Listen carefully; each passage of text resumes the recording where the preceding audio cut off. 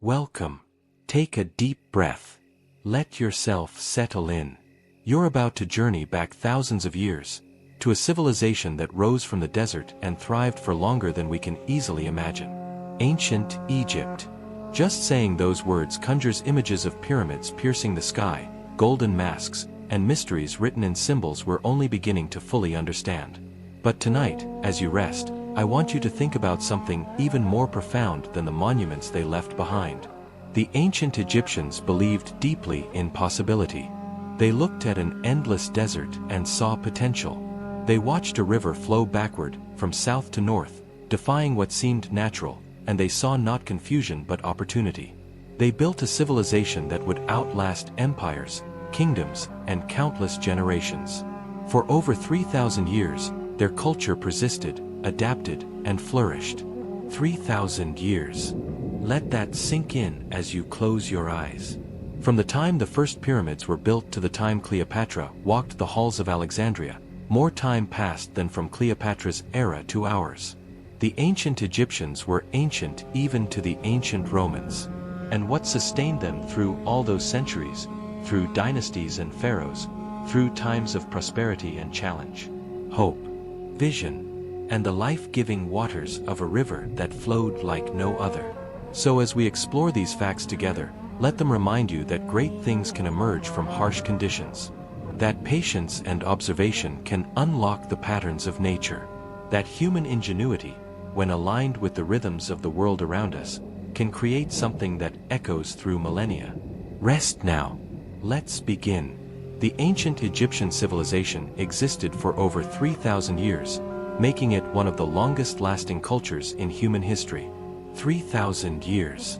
It's almost impossible to grasp that span of time. Imagine all the generations, all the lives lived, all the children who grew old and told stories to their own grandchildren. The pyramids were already ancient monuments, tourist attractions even, by the time the last pharaohs ruled. The Great Pyramid of Giza was already over 2,000 years old when workers carved the famous temples of Abu Simbel. Think of it this way. Cleopatra lived closer in time to the invention of the iPhone than she did to the building of the Great Pyramid. This continuity, this incredible persistence of culture and tradition, stands nearly alone in human history. While other civilizations rose and fell, sometimes leaving barely a trace, Egypt endured, century after century, along the banks of its sacred river. And that river, the Nile, flowed south to north, shaping everything about Egyptian settlement, religion, and trade. South to north. Most major rivers flowed generally toward the equator, following the tilt of continental landmasses, but the Nile does the opposite. It begins in the highlands of Central Africa and flows northward, down through the desert, to the Mediterranean Sea. This unique geography meant that prevailing winds from the north could push boats south, against the current, while the current itself carried them north. The Egyptians could travel up and down their entire civilization with remarkable ease. This north-flowing river created a natural highway, unifying what could have been scattered desert settlements into a cohesive kingdom. Trade flourished. Ideas spread. And the gods themselves were said to travel its waters. The Egyptians called their land Kemet, meaning the black land, after the fertile Nile soil. Kemet. The very name speaks to what made life possible.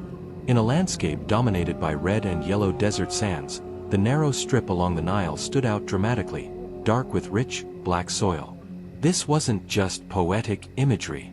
The black earth of Kemet was the literal foundation of Egyptian civilization. Step beyond it, and you entered the Deshret, the red land, the desert that stretched endlessly in all directions. Hostile, barren. But that narrow ribbon of black earth, sometimes only a few miles wide, was everything. It was life itself. And the Egyptians knew, with every harvest, with every generation, that they owed their existence to this gift of black soil that appeared, like magic year after year. How did it appear? Through the annual Nile floods, which deposited nutrient-rich silt essential for farming. Every year, with remarkable regularity, the Nile would rise. Its waters would spill over the banks, spreading across the floodplain, covering the fields in a sheet of slow-moving water. And when the floods receded, they left behind a layer of dark, fertile silt carried all the way from the Ethiopian highlands and beyond. This silt was extraordinarily rich in minerals and nutrients. Farmers didn't need to let fields lie fallow. They didn't need to develop complex crop rotation systems. The flood renewed the soil naturally, every single year. It was, in a very real sense, a miracle that occurred with astronomical precision. The Egyptians planted in this fresh soil and reaped abundant harvests of wheat and barley, enough to feed a large population and build monumental architecture. The flood made everything possible. But the flood had to be monitored, understood, and predicted. The Egyptians predicted floods using a Nilometer, carved into stone. These weren't mere decorations or monuments. Nilometers were practical instruments, essential technology for survival. They were stone structures, often staircases or columns with marked measurements, built into the riverbank or on islands. As the Nile rose each year, priests and officials would carefully observe the water level against these marks. Too low, and famine threatened. The fields wouldn't be properly irrigated, crops would fail, and people would go hungry. Too high, and villages could be destroyed, infrastructure damaged, chaos unleashed. But when the flood reached just the right level, prosperity was assured. These readings were so important that they were recorded, tracked across years and decades. The Nilometers allowed Egyptians to anticipate what kind of year lay ahead, to prepare, to plan. Knowledge inscribed. This careful observation of the Nile cycles inspired something remarkable. The flooding cycle inspired the world's first 365-day calendar. Think about that for a moment. The Egyptians weren't just reacting to the flood. They were studying it, understanding it, finding the patterns within it.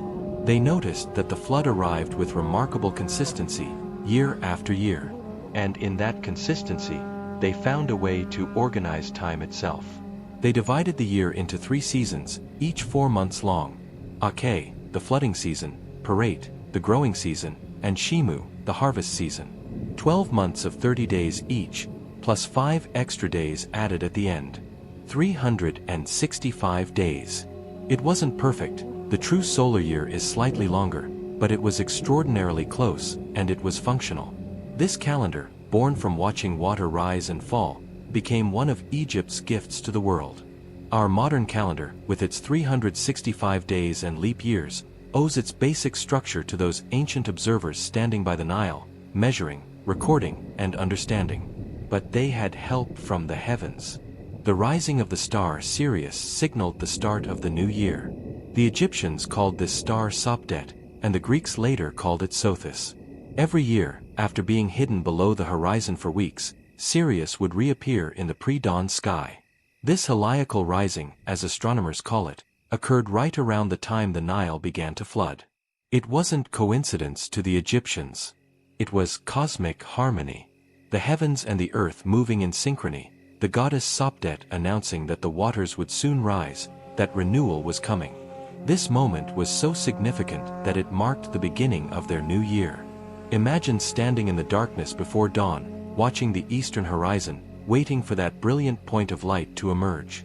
And when it did, knowing that life itself was about to be renewed. The flood was coming. The black land would be refreshed. Another year of possibility was beginning. Without the Nile, Egypt would have been uninhabitable desert. This is not an exaggeration. Stand on the east or west bank of the Nile and look away from the river. Within minutes of walking, you enter a landscape that cannot sustain human life. No water. Scorching heat during the day, freezing cold at night. Sand and rocks stretching to the horizon. The Nile Valley, seen from above, looks like a green ribbon laid across an ocean of brown and tan. That ribbon, never more than a dozen miles wide in most places, supported one of history's greatest civilizations. Every city, every temple, every farm, every family, all of it existed because of that single river. The Egyptians understood this completely. Their creation myths spoke of the Nile as eternal, as fundamental as the sun. Their gods were associated with its waters. Their entire worldview was shaped by this absolute dependence on one ribbon of water in an endless sea of sand. And yet, they didn't just survive. They thrived. They built monuments that still stand. They developed arts and sciences that influenced the world. They turned limitation into possibility, scarcity into abundance, all because they understood their river, respected it, learned from it, and built their entire civilization in harmony with its rhythms. Rest now. Let these images settle in your mind. A river flowing north. Black soil appearing each year like a gift. Stars rising in the dawn. Water measured in stone. A civilization that lasted 3,000 years because it paid attention, because it learned, because it adapted. There is hope in these facts. There is inspiration. Even in the harshest conditions, with careful observation and respect for natural cycles, extraordinary things become possible. Let's turn now from the river and the land to the places where people actually lived. The homes they built. The spaces where they woke each morning, ate their meals, raised their children, and rested each night after long days of work. Most homes in ancient Egypt were built from sun-dried mud bricks mixed with straw, not stone. That's an important distinction. When we think of ancient Egypt, we often picture massive stone temples and pyramids, structures built to last forever. But the Egyptians had a different philosophy for their homes. Stone was for eternity, for the gods and the dead. Mud brick was for the living. These bricks were made from Nile mud mixed with chopped straw and sometimes sand, then shaped in wooden molds and left to bake in the intense Egyptian sun. The straw acted as a binder, preventing the mud from cracking as it dried. After a few days under that relentless sun, the bricks became hard enough to build with, though never as permanent as stone. And that was fine. Homes didn't need to last 3,000 years. They needed to be cool in summer, reparable, and most importantly, made from materials that were freely available to almost everyone. The Nile provided the mud. The fields provided the straw. The sun did the rest. A simple technology, but perfectly adapted to the environment. These houses were raised slightly to survive seasonal flooding. Remember, the Nile's annual flood was both blessing and challenge. The water brought life, but it also needed to be managed. Builders constructed homes on slightly elevated ground or on low platforms made from compacted earth or rubble. This small elevation, sometimes just a foot or two, made all the difference. When the floodwaters spread across the land, they would lap at the edges of villages but wouldn't enter the homes themselves. Streets might become canals for a few weeks, navigable by small boats, but inside their raised dwellings, families stayed dry. This wasn't just practical engineering. It showed a deep understanding of the environment, of living with the flood rather than trying to fight it. The Egyptians didn't see the annual inundation as something to prevent entirely. They saw it as a rhythm to accommodate, to work with, to plan around. Raise your home a little. Build on ground that drains. Accept that for part of the year, the landscape will transform. And when the waters recede, life continues. Poor families lived in one-room huts with earthen floors. These were the simplest dwellings. Imagine a small rectangular space, maybe 12 feet by 15 feet, with walls of mud brick rising to support a roof of reed mats or palm logs covered with more mud. The floor was simply packed earth, swept clean each day. Inside, there might be a raised platform for sleeping, built from mud brick, perhaps covered with reed mats. A few storage jars in the corners for grain and water. Cooking was often done outside or in a small attached courtyard to keep smoke from filling the single room. These homes offered shelter from the sun during the day and warmth at night when the desert temperature plummeted. They were modest, certainly, but they provided what was essential. And in a society where much of life happened outdoors, where work took place in fields or workshops, where community was experienced in streets and courtyards, even a simple one-room home could be enough. The family gathered there to sleep. Wealthy homes had multiple rooms around a central courtyard. Now we're looking at a different world entirely. Prosperity in ancient Egypt was measured in many ways, but one clear indicator was the size and complexity of your home. Wealthier families lived in houses with 5, 10, even 20 rooms arranged around a central open courtyard. This courtyard was the heart of the home. Open to the sky, it allowed light and air to reach all the surrounding rooms. A small pool or garden might be maintained there, providing coolness and beauty. The rooms themselves had specific purposes. A reception area for guests near the entrance. Private family quarters deeper inside. Storage rooms for food and goods. Servant quarters, sometimes on an upper floor or in a separate area. The master bedroom might be on the second story, where it caught the breeze. These houses were still made of mud brick, not stone, but they incorporated architectural sophistication. Columns in the courtyard. Painted walls with geometric or floral designs. More windows, positioned to encourage airflow. The difference between these homes and the one-room huts of the poor was dramatic, showing that ancient Egypt, like all societies, had significant inequality built into its social structure. Townhouses shared walls and often doubled as workshops. In cities, space was at a premium. Land directly on the Nile or near major temples was valuable. So homes were built efficiently, sharing walls with neighbors, rising 2 or 3 stories tall, maximizing every square foot. The ground floor of many townhouses wasn't used for living at all. It was a workshop, a store, or a warehouse.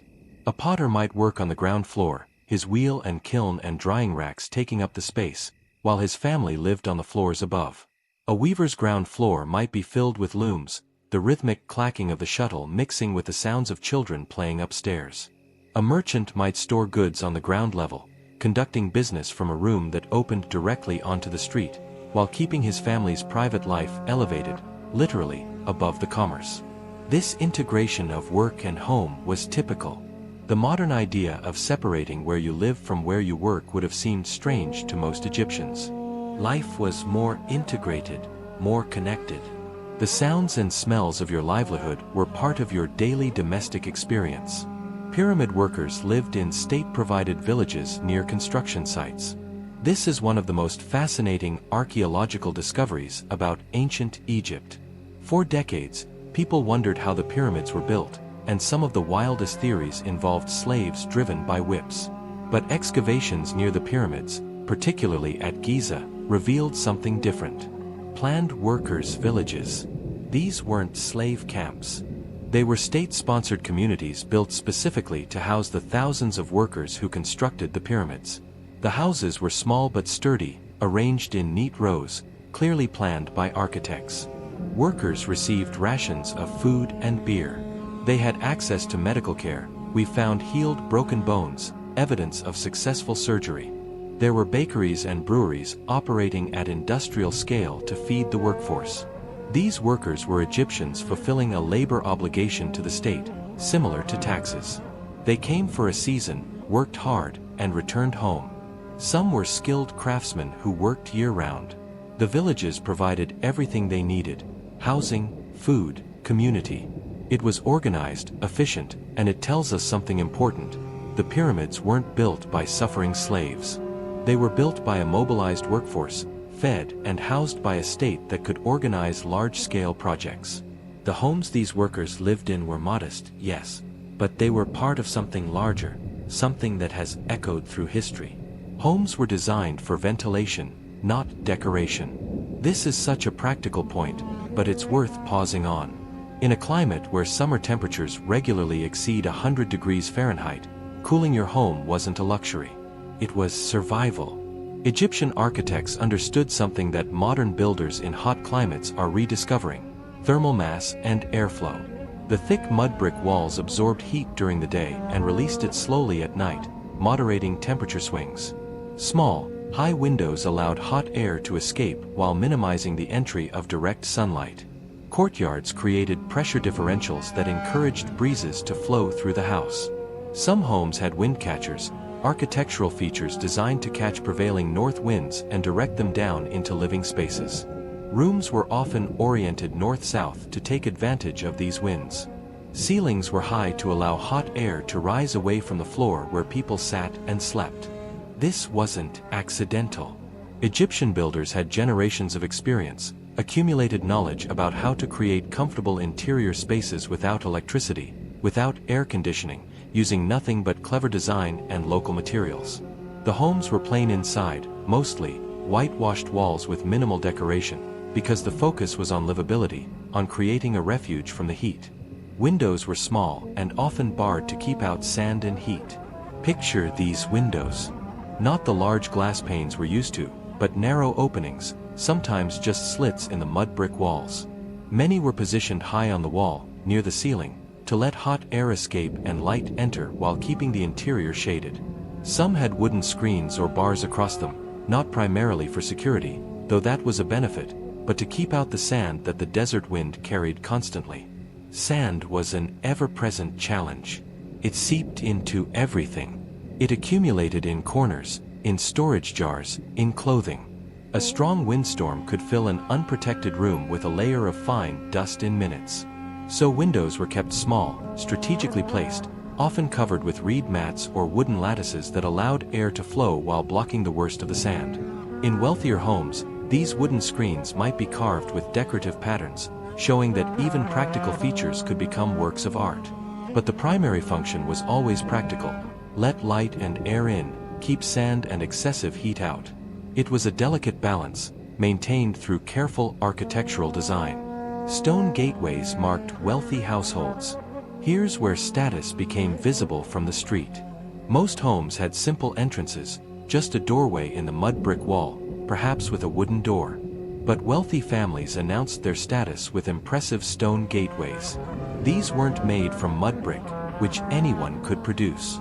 They were carved from limestone or granite, materials that had to be quarried and transported, that required skilled masons to shape and install.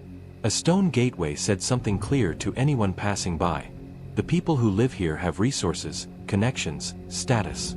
These gateways might be inscribed with the owner's name and titles. They might feature protective symbols to ward off evil.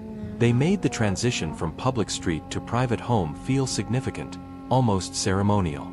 And they lasted. While the mud brick walls around them might crumble and need rebuilding every generation, the stone gateway endured, a permanent marker of a family's place in society. Archaeologists have found these multi-story homes were common in crowded cities. As cities grew, particularly in places like Thebes and Memphis, building upward became necessary. Land was limited. More people meant more homes, and more homes meant taller buildings. Two-story homes became standard for middle-class families. Three-story buildings weren't uncommon in commercial districts. The ground floor, as we mentioned, often housed workshops or stores. The second floor contained the main living areas, the family rooms, the kitchen. If there was a third floor, it might hold bedrooms, taking advantage of the slightly cooler air and the breezes that came with height. Wooden stairs, usually exterior, connected the levels. Flat roofs became usable space, especially in the evening when temperatures dropped. Families would carry sleeping mats to the roof and sleep under the stars, escaping the trapped heat of the day. The rooftop was also a workspace. Grain might be spread there to dry, laundry hung, children sent up to play in sight but out from underfoot. These multi-story buildings created dense neighborhoods, streets that felt narrow and shadowed, communities where neighbors knew each other intimately because they were living literally on top of one another, sharing walls and courtyards and daily lives. The homes of ancient Egypt, from the simplest one-room hut to the grandest multi-story townhouse with its stone gateway, tell us about a people who understood their environment deeply. They built with what the land provided. They designed for comfort in a harsh climate. They created spaces that served both work and family life. And they did all of this with a technology that seems simple, sun-dried mud and straw, but was perfectly adapted to their needs. Let's step inside now, or rather, step outside inside. Because the courtyard was the heart of Egyptian family life. Not a bedroom. Not a formal reception hall. The courtyard. That open space at the center of the home, exposed to the sky, connected to the earth. This was where life actually happened. In a land where the sun dominates everything, you might think people would want to stay indoors, in the shade. But the Egyptians understood something counterintuitive. An open courtyard, properly designed, actually helps cool a home. It creates what we now call a thermal chimney. During the day, the courtyard heats up, and hot air rises directly upward and out. This creates a subtle pressure difference that draws cooler air from the shaded rooms around the perimeter. At night, the process continues. The courtyard, open to the sky, releases the day's accumulated heat faster than enclosed rooms would. Cooler evening air settles in. The courtyard breathes, pulling fresh air through the entire house. But beyond this clever passive cooling, the courtyard was simply where the family gathered. Children played there under someone's watchful eye while adults worked nearby. Meals were eaten there in the evening when the heat subsided. Conversations happened there. Arguments, celebrations, daily mundane tasks, all of it centered on this open space. It was private, protected by walls from the street outside, but open to the heavens. A protected garden within the home. Cooking happened in courtyards to keep heat out of living rooms. This was essential, not optional. Imagine trying to cook inside a mud brick room in 100-degree heat. The room would become unbearable, the heat trapped by those thick walls that normally provided such good insulation. So cooking moved outside, into the courtyard. Here, the heat from the fire could rise and dissipate. Smoke wouldn't fill the house, making everyone's eyes water and coating the walls with soot. The cook could work in the open air, perhaps with a small reed mat stretched overhead for shade. And there were social benefits too. Cooking wasn't isolated, lonely work. From the courtyard, a woman preparing the evening meal could watch children, talk with other family members, call out to a neighbor in an adjacent courtyard. Food preparation was a communal, social activity, not something hidden away. The smell of baking bread or roasting fish or stewing lentils would drift through the home, announcing that a meal was being prepared, bringing the family together through scent long before they sat down to eat. Clay ovens and charcoal braziers were commonly used. These were the technologies of the Egyptian kitchen. The clay oven, called a tanner by some, was a beehive-shaped structure built from Nile clay, sometimes insulated with broken pottery shards mixed into the mud. A fire would be built inside, heating the clay walls until they glowed with stored heat. Then flat bread dough would be slapped directly onto the interior walls, where it would bake in minutes, emerging with that characteristic slight char and smoky flavor. These ovens were efficient, holding heat for hours, allowing a skilled cook to bake dozens of loaves from a single firing. For other cooking, braziers were used, simple clay or metal dishes that held burning charcoal. A pot could be placed directly on the brazier, and the charcoal provided steady, controllable heat for stewing or boiling. Charcoal was preferred over wood because it burned hotter and cleaner, with less smoke. It was made by partially burning wood in an oxygen-poor environment, a process that required skill but produced fuel that was ideal for cooking. These weren't elaborate technologies, but they were reliable, and they'd been refined over centuries of daily use. Courtyards allowed hot air to rise at night, cooling the house. We touched on this before, but it's worth understanding more deeply because it shows how carefully Egyptians thought about thermal comfort. During the day, sun beating down into the courtyard creates intense heat in that space. But the surrounding rooms, with their small windows and thick walls, stay relatively cooler, shaded by the courtyard's walls. As evening approaches and the sun sets, the process reverses. The courtyard, exposed to the cooling night sky, releases heat rapidly through radiation. The open space cools faster than the enclosed rooms. Now the cooler, denser air in the courtyard begins to sink and flow into the surrounding rooms, while the warmer air from the rooms rises up and out through the courtyard opening. All night long, this gentle circulation continues, slowly drawing the day's heat out of the entire house. By morning, the whole structure has cooled, ready to face another hot day. This wasn't air conditioning, but it was intelligent design, using basic physics to create comfort without any technology more complex than mud brick and geometry. Wealthy courtyards included gardens, wells, and fish ponds. Now we're looking at the courtyards of the prosperous, and here utility merged with beauty. These weren't just functional spaces for cooking and cooling. They were domestic paradises, small recreations of the ideal Egyptian landscape. A wealthy family might have a well dug right in their courtyard, ensuring private access to water without needing to send servants to the Nile or communal wells. Around this well, a garden could flourish. Date palms providing shade and fruit. Fig trees. Grapevines trained over wooden frames, creating shaded walkways. Flower beds with lotus and cornflowers. Herb gardens with coriander, dill, and lettuce. And in the very wealthiest homes, a pond. Imagine this. In the middle of the desert, in the middle of a city, a small rectangular pool water lilies floating on the surface. The sound of water, that most precious sound in a desert civilization, right in your home. These courtyard gardens weren't just showing off wealth, though they certainly did that. They were creating a microclimate, a space that was measurably cooler and more humid than the surrounding city. They were bringing the abundance of the Nile into private domestic space. They were making a statement about control over nature, about prosperity, about having achieved a level of comfort that transcended mere survival. Flat roofs were used as bedrooms during hot summers. Let's go up now, up the wooden stairs attached to the outside of the house, up to the roof. In cooler months, sleeping indoors made sense. But as summer arrived and temperatures climbed, the roof became the bedroom of choice. Families would carry up sleeping mats, simple reed or palm fiber mats, or if they were prosperous, linen-stuffed mattresses. A low wall or parapet around the roof's edge provided privacy and safety. And then, as the sun set and the air finally began to cool, you'd lie down under the vast Egyptian sky and sleep. The roof, having radiated its daytime heat into the night air, would be cooler than any indoor room. The slightest breeze would reach you up there, unobstructed by walls.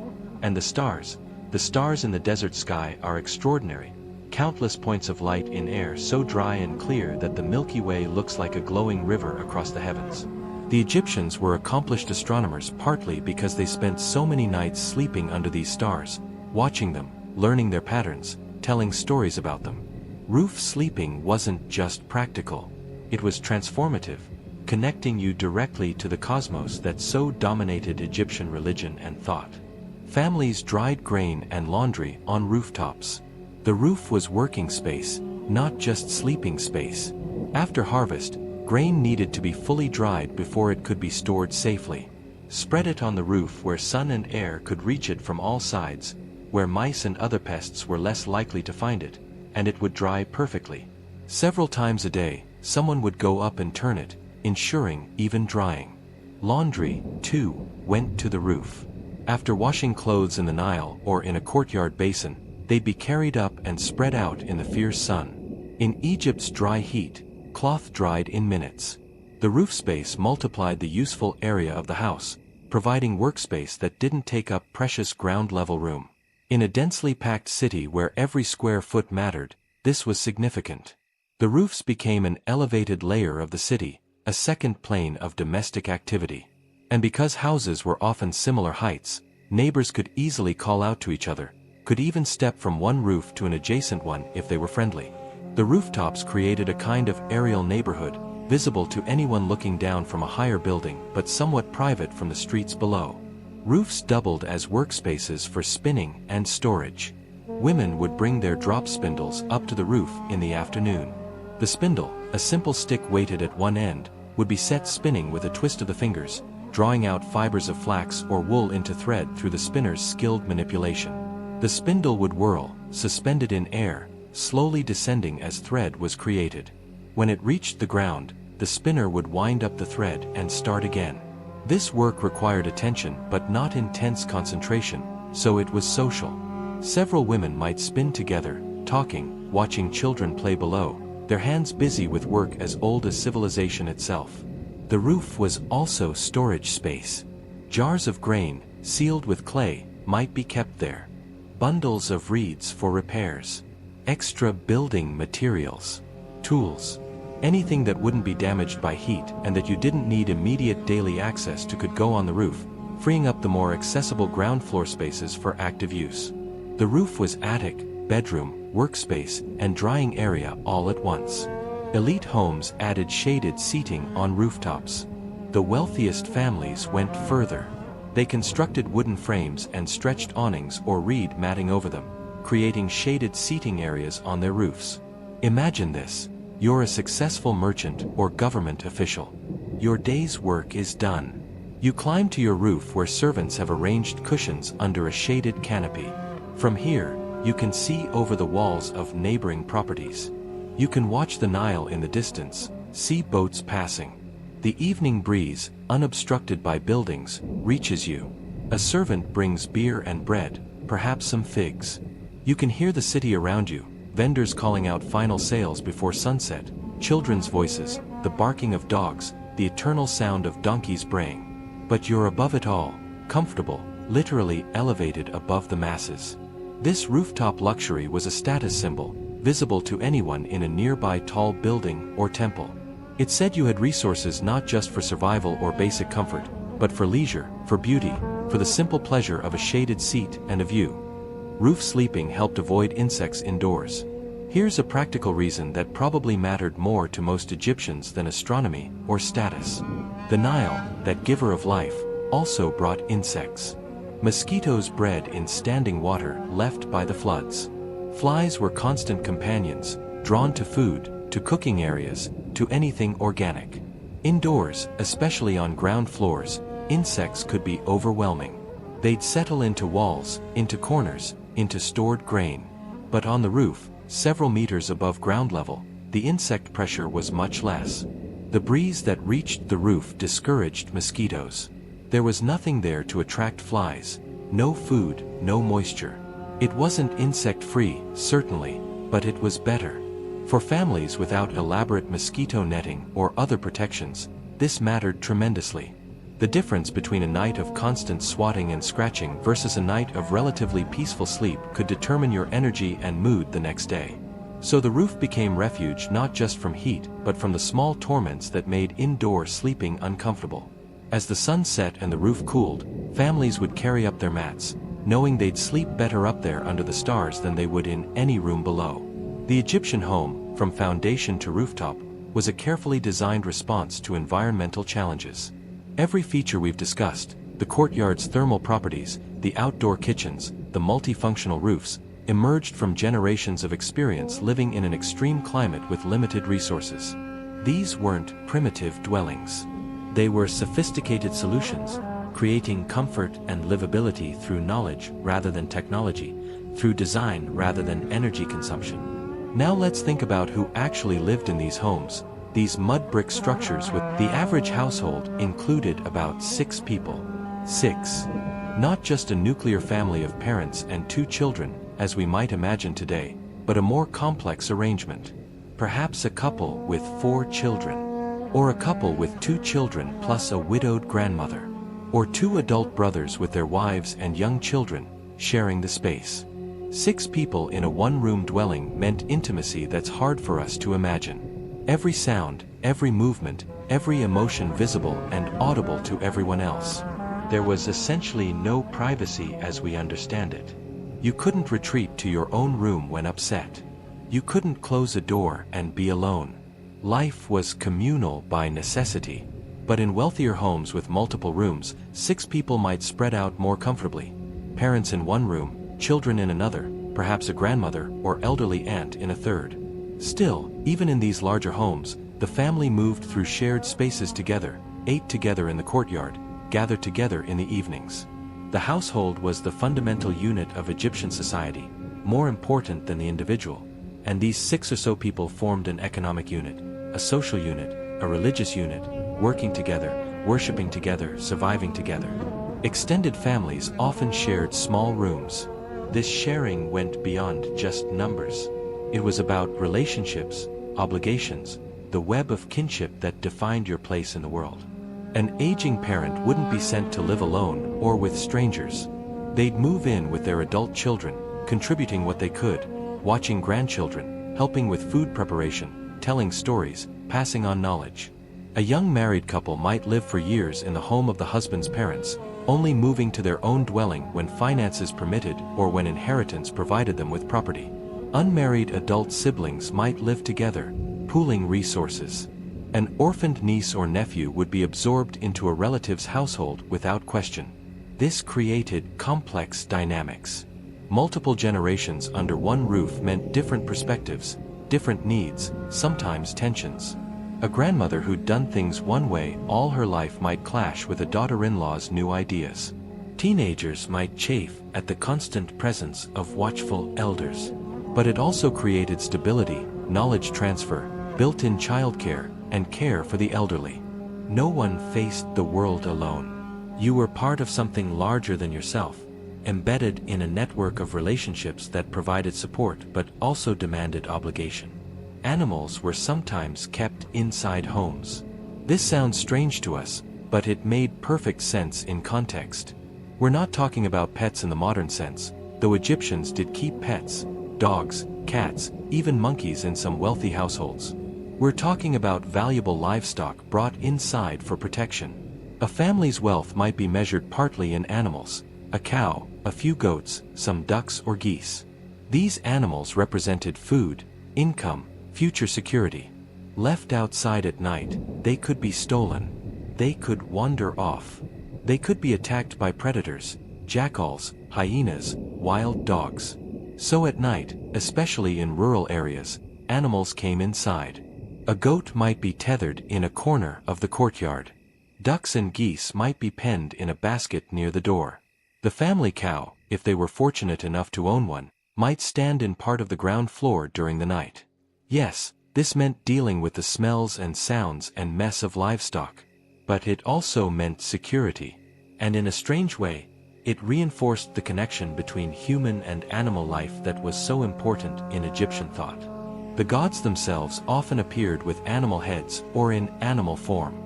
The line between human and animal wasn't as sharply drawn as it would become in some later cultures. Living in close proximity with animals was simply part of life. Children were considered blessings from the gods. This wasn't just sentiment. In Egyptian religious thought, children were gifts from deities like Tauret, the hippopotamus goddess of childbirth, or Bes, the dwarf god who protected households and infants. A child represented continuity, the promise that your name would be remembered, that offerings would be made to sustain your spirit in the afterlife. Children meant labor, additional hands to help with farming or crafts. They meant security in old age, someone to care for you when you could no longer work. But beyond these practical considerations, there's evidence that Egyptians genuinely cherished children, took joy in them. Tomb paintings show children playing, being held tenderly by parents. Letters between family members ask after children's health with obvious affection. One papyrus records a father's grief at his child's death in words that still resonate across millennia.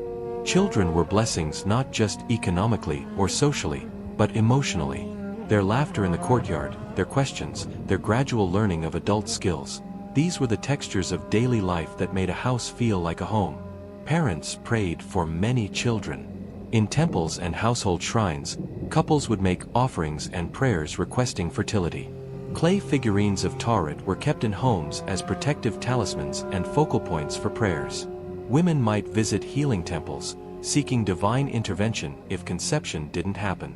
They used medicinal preparations, some of which modern analysis suggests might have had actual physiological effects. Having many children was insurance against the harsh realities of ancient life. Infant mortality was high. Perhaps 1 in 3 children didn't survive to age 5. Disease, accidents, the dangers of childbirth itself, all of these meant that having many children was the only way to ensure some would survive to adulthood.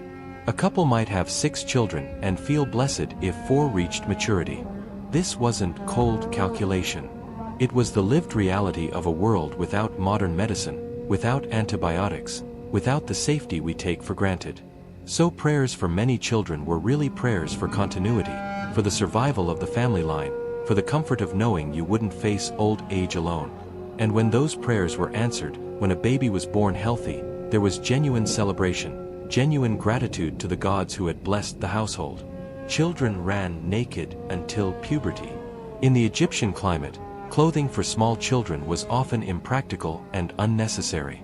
Babies and toddlers went naked, and children up to about age 12 might wear nothing more than a simple string of beads around the waist or a cord from which an amulet hung. This wasn't about poverty or neglect. Even in wealthy families depicted in tomb paintings, young children are often shown unclothed. It was practical. Children could move freely, play without restriction, stay cool in the heat. It was easier to keep them clean, simply rinsing them off when they got dirty rather than washing clothes. And there was no particular shame associated with it. The body wasn't considered inherently shameful or problematic in Egyptian thought. Nudity for children was natural, innocent. Around puberty, when children began to take on adult roles and responsibilities, they would begin wearing the simple linen garments that adults wore, a kilt for boys and young men, a simple dress for girls and women. The transition to clothing marked a transition to adulthood, to assuming your place in the adult world of work and responsibility. Protective amulets were worn from infancy. Even though children went largely unclothed, they were rarely without one thing: amulets. These small objects, worn on cords around the neck or waist, were considered essential protection against the many dangers that threatened young lives. An amulet of Bes to ward off evil spirits and illness. A small eye of Horus for health and wholeness. A tiny image of Tauret for continued divine protection. These weren't just religious symbols. They were active magical protection, imbued with power through prayers and rituals. A mother fastening an amulet around her baby's neck was doing everything she could to protect that precious life. In a world where you couldn't control so much, where disease could strike suddenly, where accidents happened, where infant death was common, these amulets represented hope, action, the belief that you weren't helpless, that the gods could intervene, that proper religious observance mattered. Archaeologists find these children's amulets in houses and in graves, tiny objects that speak to the love and fear that parents have felt for their children across all of human history. Boys were valued for labor and inheritance. This is an uncomfortable truth about ancient Egypt, as it is about most ancient societies. Boys and girls were not valued equally. A son could inherit property. A son could carry on the family name. A son would grow up to do heavy agricultural labor or learn a craft. A son would eventually support aging parents. Letters and documents make clear that the birth of a son was celebrated with particular enthusiasm. This doesn't mean daughters weren't loved, the evidence suggests they were. But in a society organized around patrilineal inheritance and male-dominated work roles, sons represented a particular kind of security and continuity. A family with many daughters and no sons faced real problems. Who would inherit? Who would maintain the family property? Who would make the funerary offerings that sustained your spirit after death? Some families adopted sons to solve this problem. Others arranged for a daughter's husband to take on these responsibilities. But the preference for boys was real and shaped family dynamics. Boys were given more attention in learning trades. They were more likely to receive any formal education that was available. They had opportunities that their sisters didn't. It's a reminder that we can appreciate ancient Egyptian achievements while also recognizing that their society, like all societies, had hierarchies and inequalities built into its structure. Girls learned household skills early. While boys might be sent to learn a craft or work in the fields with their father, girls typically stayed closer to home, learning from their mothers and other female relatives. By age 5 or 6, a girl would begin helping with simple tasks, fetching water, grinding grain, watching younger siblings. As she grew older, the tasks became more complex. Learning to spin thread, to weave on a hand loom. Learning which plants to use for medicines, how to prepare various foods, how to make beer, how to manage household resources. Learning to haggle in the market, to evaluate the quality of goods, to keep accounts if the family had resources worth tracking. These weren't considered lesser skills than the crafts boys learned. They were essential, the knowledge that kept households functioning, that turned raw materials into the necessities of life. A woman skilled in household management was valued, but the learning was informal, passed down through observation and practice, not through formal schooling. And it limited options. A girl couldn't decide she'd rather learn carpentry or metalworking. Her path was largely determined by her sex, channeling her toward domestic roles regardless of what her personal talents or interests might have been. Some women did work outside the home, as servants, as musicians, as mourners at funerals, even occasionally as priestesses or scribes. But these were exceptions. Most girls grew up knowing their future would center on managing a household, bearing children, and supporting their husband's work. Storytelling bonded families during evenings. As the sun set and the day's work finally ended, as the courtyard cooled and perhaps a small lamp was lit, families would gather. This was the time for stories. Egypt had a rich oral tradition, myths about the gods, folk tales about clever animals, stories of great pharaohs and their deeds, ghost stories that made children huddle closer. An elderly family member might hold court, their voice rising and falling as they told familiar tales that had been passed down through generations. Children would listen, rapt, learning their culture's values through narrative. The stories taught lessons: loyalty to family, respect for the gods, the importance of Ma'at, truth, order, justice. They explained the world, why the Nile flooded, why the sun crossed the sky each day, why death was not the end but a transformation. But beyond their educational content, these evening storytelling sessions were bonding time. The family together, not working, not sleeping, but simply being together in the pleasant cool of evening. Voices in the darkness, imagination lighting up the night. In a world without books for most people, without any form of mass media or entertainment, storytelling was how culture was transmitted, how families connected, how the long evenings were filled with something more than just fatigue and sleep. It was one of the simple pleasures that made life rich despite material simplicity. The Egyptian household, these 6 or so people sharing a mud brick structure, was a complex ecosystem. Multiple generations, sometimes animals, definitely strong emotions and competing needs all contained within a small space. Yet somehow it worked. Families stayed together, raised children, cared for elders, worshipped their gods, and told their stories. Let's talk now about how these families formed, how they functioned, and how they connected to the larger rhythms of Egyptian life. Marriage happened young and without formal ceremonies. For most Egyptians, marriage wasn't what we might expect. There was no temple wedding, no priest officiating, no legal contract required. Marriage was essentially a social arrangement, formalized simply by a couple moving in together and being recognized as husband and wife by their community.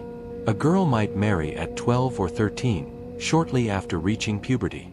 A boy might be slightly older, perhaps 15 or 16, old enough to support a household through his labor or craft.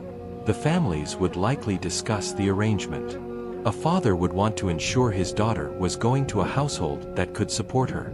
There might be an exchange of gifts, a dowry provided by the bride's family, perhaps linens, furniture, cooking vessels, or even livestock.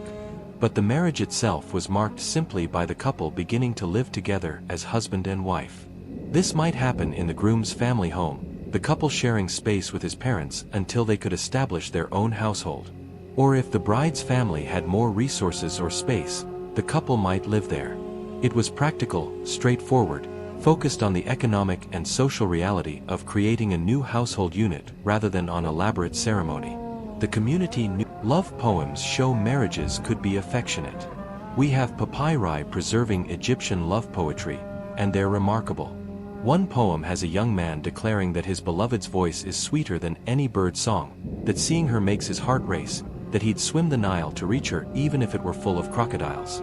Another has a young woman comparing her lover's embrace to being drunk on beer, to being filled with joy and light.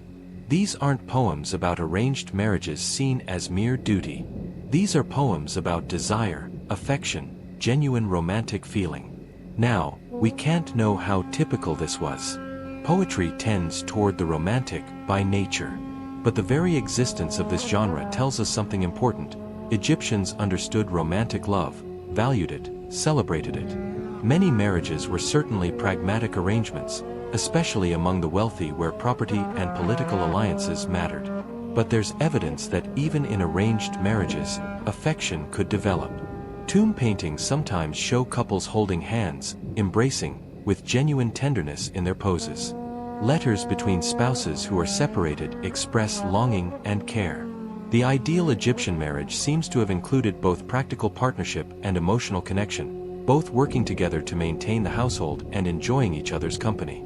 Not every marriage achieved this ideal, certainly, but it was there as something valued, something hoped for. Divorce was legal and common. Here's something that might surprise you. In a society thousands of years old, divorce was not only allowed but relatively straightforward. If a marriage wasn't working, either party could end it. A man might simply declare the marriage over, and it was over. A woman had the same right, though she might need to make her case before local authorities to ensure her property rights were protected. The reasons for divorce varied. Infidelity, Certainly. Abuse. Infertility, especially a wife's failure to produce children, which was seen as legitimate grounds. But also simply incompatibility, unhappiness, the sense that the marriage wasn't functioning as it should. There was no particular stigma attached to divorce. A divorced woman could remarry. A divorced man could remarry. Children typically stayed with their mother, at least while young. Society didn't view marriage as an unbreakable sacred bond in the way some later cultures would. It was a social and economic partnership, and if that partnership failed, it could be dissolved. This practical approach to marriage and divorce shows a certain flexibility in Egyptian society, a recognition that imposing permanent unhappiness on people didn't serve anyone's interests. Women kept their dowries after divorce. This was crucial. When a woman married, her family provided a dowry, goods, property, resources that became part of the marital household. But legally, these remained her property. If the marriage ended, she took her dowry with her. This gave women a degree of economic independence that was unusual in the ancient world. A divorced woman wasn't left destitute. She had resources to support herself, to establish a new household, to attract another husband if she chose to remarry. Beyond the dowry, any property a woman had inherited from her own family remained hers. She could buy and sell property in her own name. She could enter into contracts. These property rights meant that marriage wasn't a trap. A woman in an unhappy or abusive marriage knew she could leave and survive economically. This didn't make women equal to men in Egyptian society. They clearly weren't, as we've discussed. But it did give them a measure of power and autonomy that shouldn't be underestimated. A woman wasn't her husband's property. She was a legal person with rights that the system recognized and, generally, protected. Women could own property and run businesses. Let's expand on this because it's important.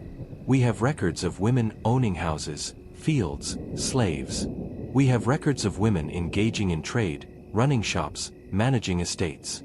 One papyrus records a woman lending money at interest, acting as what we'd call a banker. Another describes a woman who owned a fleet of boats and ran a shipping business. These weren't common situations. Most women's work centered on the household, as most men's work centered on farming or basic crafts. But the fact that these cases existed shows that Egyptian law and custom didn't forbid women from economic activity outside the home. A widow inheriting her husband's business might continue running it rather than immediately remarrying or handing it over to a male relative. A talented businesswoman might accumulate significant wealth and property through her own efforts. The system allowed for this. Compare this to many other ancient societies where women were essentially the property of fathers or husbands, where they couldn't own anything, couldn't enter into legal agreements, couldn't appear in court. Egyptian women had far more legal standing. This didn't mean gender equality. Men still dominated political life, religious hierarchies, and most professions. But within the domestic and economic spheres, women had real power, real agency, real legal protection. Extended family helped raise children. Remember those households of 6 or more people. One of the great advantages was built-in childcare. A mother working in the courtyard, baking bread or spinning thread, could rely on an older child or a grandmother to watch the toddlers. If she needed to go to the market or help in the fields during harvest, the children weren't left alone. Someone was always there. This distributed the burden of childcare across multiple adults and older children, meaning no one person was overwhelmed by constant supervision. It also meant children grew up immersed in a web of relationships. They learned from grandparents, from aunts and uncles, from older cousins. Different people had different skills to teach, different stories to tell, different kinds of attention to offer. A child might go to their grandfather to learn about the gods, to an uncle to learn a craft, to an older sister to learn songs, to their mother to learn practical household skills. This created resilience too. If a parent died, not uncommon in a world of disease and childbirth complications, the child wasn't orphaned in the sense of being alone. The extended family absorbed them, continued raising them. The household, not the nuclear family, was the fundamental unit, and children belonged to that household, were raised by that household. Festivals celebrated gods, floods, and harvests. Egyptian life had rhythm, marked by religious festivals that punctuated the year. These weren't solemn, quiet affairs. They were celebrations, breaks from daily labor, times when normal rules relaxed and communities came together. The most important festival was Wepet Renpet, the New Year, marked by the rising of Sirius and the beginning of the flood. This was a time of renewal, of celebration, of religious processions where statues of gods were carried through the streets. The Opet festival at Thebes saw the god Ammonius statue carried from Karnak Temple to Luxor Temple, a journey along the Nile that took weeks and involved massive public celebrations. The beautiful festival of the valley honored the dead, with families visiting tombs, leaving offerings, picnicking in necropolis areas, maintaining connections with ancestors. The Valley Festival was particularly interesting because it involved drinking, feasting, even spending the night near tombs, a celebration that blurred the line between living and dead. Local festivals celebrated patron deities of particular cities or regions. Harvest festivals gave thanks for successful crops. These celebrations broke up the monotony of work, gave people something to anticipate, reinforced community bonds, and reminded everyone of their place in the cosmic order maintained by the gods. Music, clapping, and dance filled celebrations. Egyptian festivals were joyful, noisy, physical experiences. Professional musicians played harps, lyres, flutes, and drums. Sistrums, ritual rattles, created rhythmic percussion. But everyone participated. People clapped in rhythm, stamped their feet, moved their bodies. Dancing was central to celebration, and we have many images of dancers in tomb paintings and temple reliefs. Women dancing with their arms raised, bodies bent in graceful curves. Acrobatic dancers performing flips and backbends. Group dances where people moved together in patterns. This wasn't performance art for passive observation. It was participatory, communal expression of joy and religious devotion. The gods themselves were believed to enjoy music and dance. Hathor, goddess of love and joy, was particularly associated with music and was often depicted with a sistrum. Making music and dancing wasn't frivolous. It was a way of honoring the gods, of creating joy, of bringing communities together in shared physical and emotional experience. In daily life, too, music had its place. Workers sang rhythmic songs to coordinate their labor. Mothers sang lullabies. Festivals just amplified and formalized what was already part of Egyptian life, the understanding that music and movement and rhythm were fundamental to human experience. Beer was consumed daily by all ages. This requires some context. Egyptian beer wasn't like modern beer. It was thicker, more like a liquid bread, less alcoholic, more nutritious. It was made from barley or emmer wheat, partially baked into loaves, then crumbled and mixed with water and left to ferment. The result was cloudy, somewhat sweet, mildly alcoholic, and importantly, safer to drink than water. The Nile water, especially during and after floods, could carry disease. Beer, because it was boiled during preparation and because the alcohol provided some antimicrobial effect, was safer. So everyone drank it. Workers received it as part of their rations. Several loaves of bread and a jug of beer per day was standard payment. Children drank it, though probably a weaker version. Women drank it. It provided calories, some nutrition, hydration, and mild pleasant effects that made hard labor more bearable. Drunkenness was possible and apparently not uncommon at festivals, but daily beer consumption was more about nutrition and hydration than intoxication. Still, the mild mood-lifting effects certainly didn't hurt. After a long day of back-breaking work in the heat, sitting in your courtyard with a jug of cool beer, your family around you, the evening breeze starting to stir, that was one of life's reliable pleasures, available to rich and poor alike. Social status affected home size, not basic rights. Let's end this section with an important observation. We've talked about the difference between one-room huts and multi-room houses with stone gateways. The inequality was real and visible. A wealthy family lived in comfort that poor families couldn't imagine. But in terms of basic legal rights, the differences were less extreme than in many ancient societies. A poor man could own property, just less of it. A poor woman had the same divorce and property rights as a wealthy woman. A poor family had access to the justice system, could bring complaints before local officials. The gods welcomed offerings from poor and rich alike. Yes, wealth bought better food, more comfortable housing, the ability to be buried with grave goods that might help in the afterlife.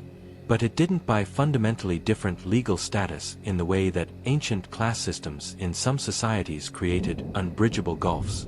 A skilled craftsman of humble birth could become prosperous through his work.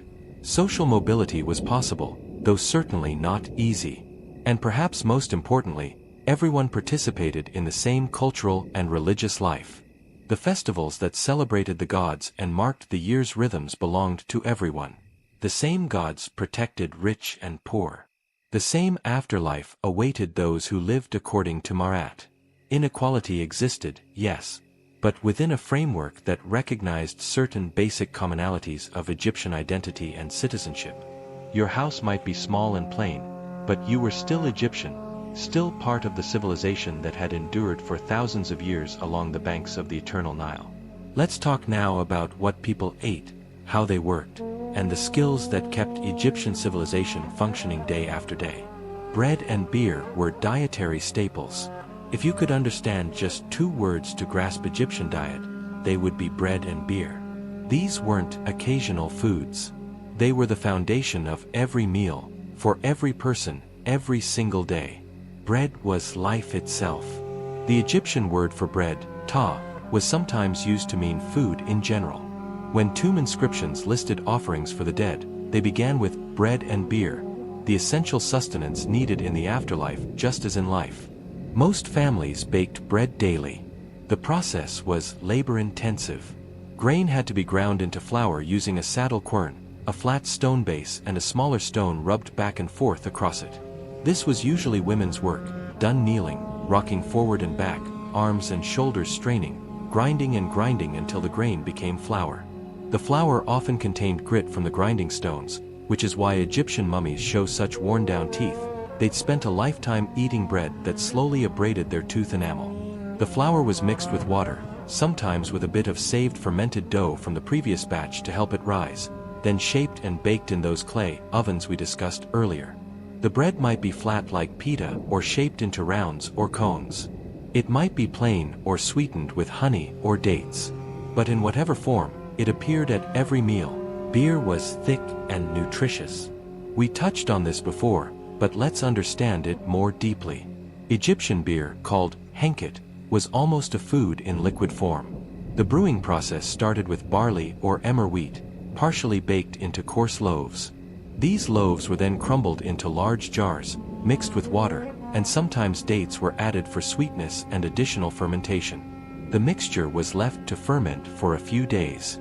The result was a thick, soupy liquid with chunks of grain still suspended in it. It had to be filtered through a sieve or strained through cloth before drinking. The alcohol content was low, probably 3 to 5%, less than most modern beers. But it was rich in B vitamins from the yeast, provided significant calories, and the fermentation process created a food that wouldn't spoil quickly even in the heat. Beer making was usually women's work, done at home for family consumption or on a larger scale in brewing establishments that supplied workers or sold to the public. A household might have several large beer jars going at different stages, ensuring a constant supply.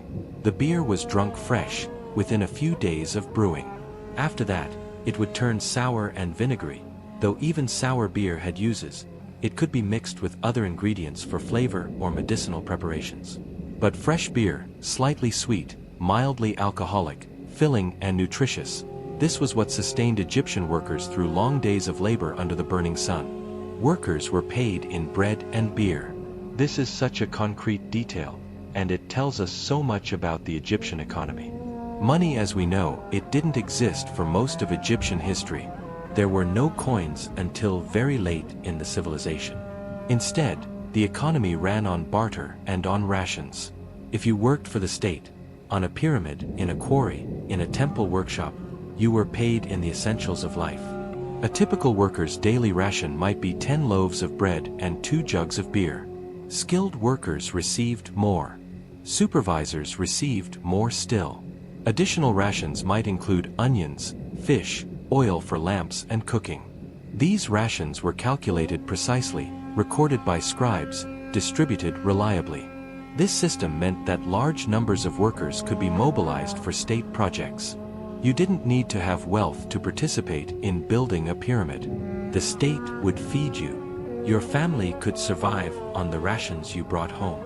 And because everyone was being paid in the same currency of bread and beer, there was a kind of equality to it. The richest official and the poorest worker both needed bread and beer to survive. Quantity differed, but the fundamental necessities were the same. This ration system also meant that women who baked bread and brewed beer were producing items of real economic value, not just maintaining the household but creating the very currency that fueled the Egyptian economy. Meals were eaten communally with fingers. Picture an Egyptian family at dinner. They're sitting in the courtyard or perhaps on the roof in the evening cool. There's no dining table, no chairs as we'd recognize them.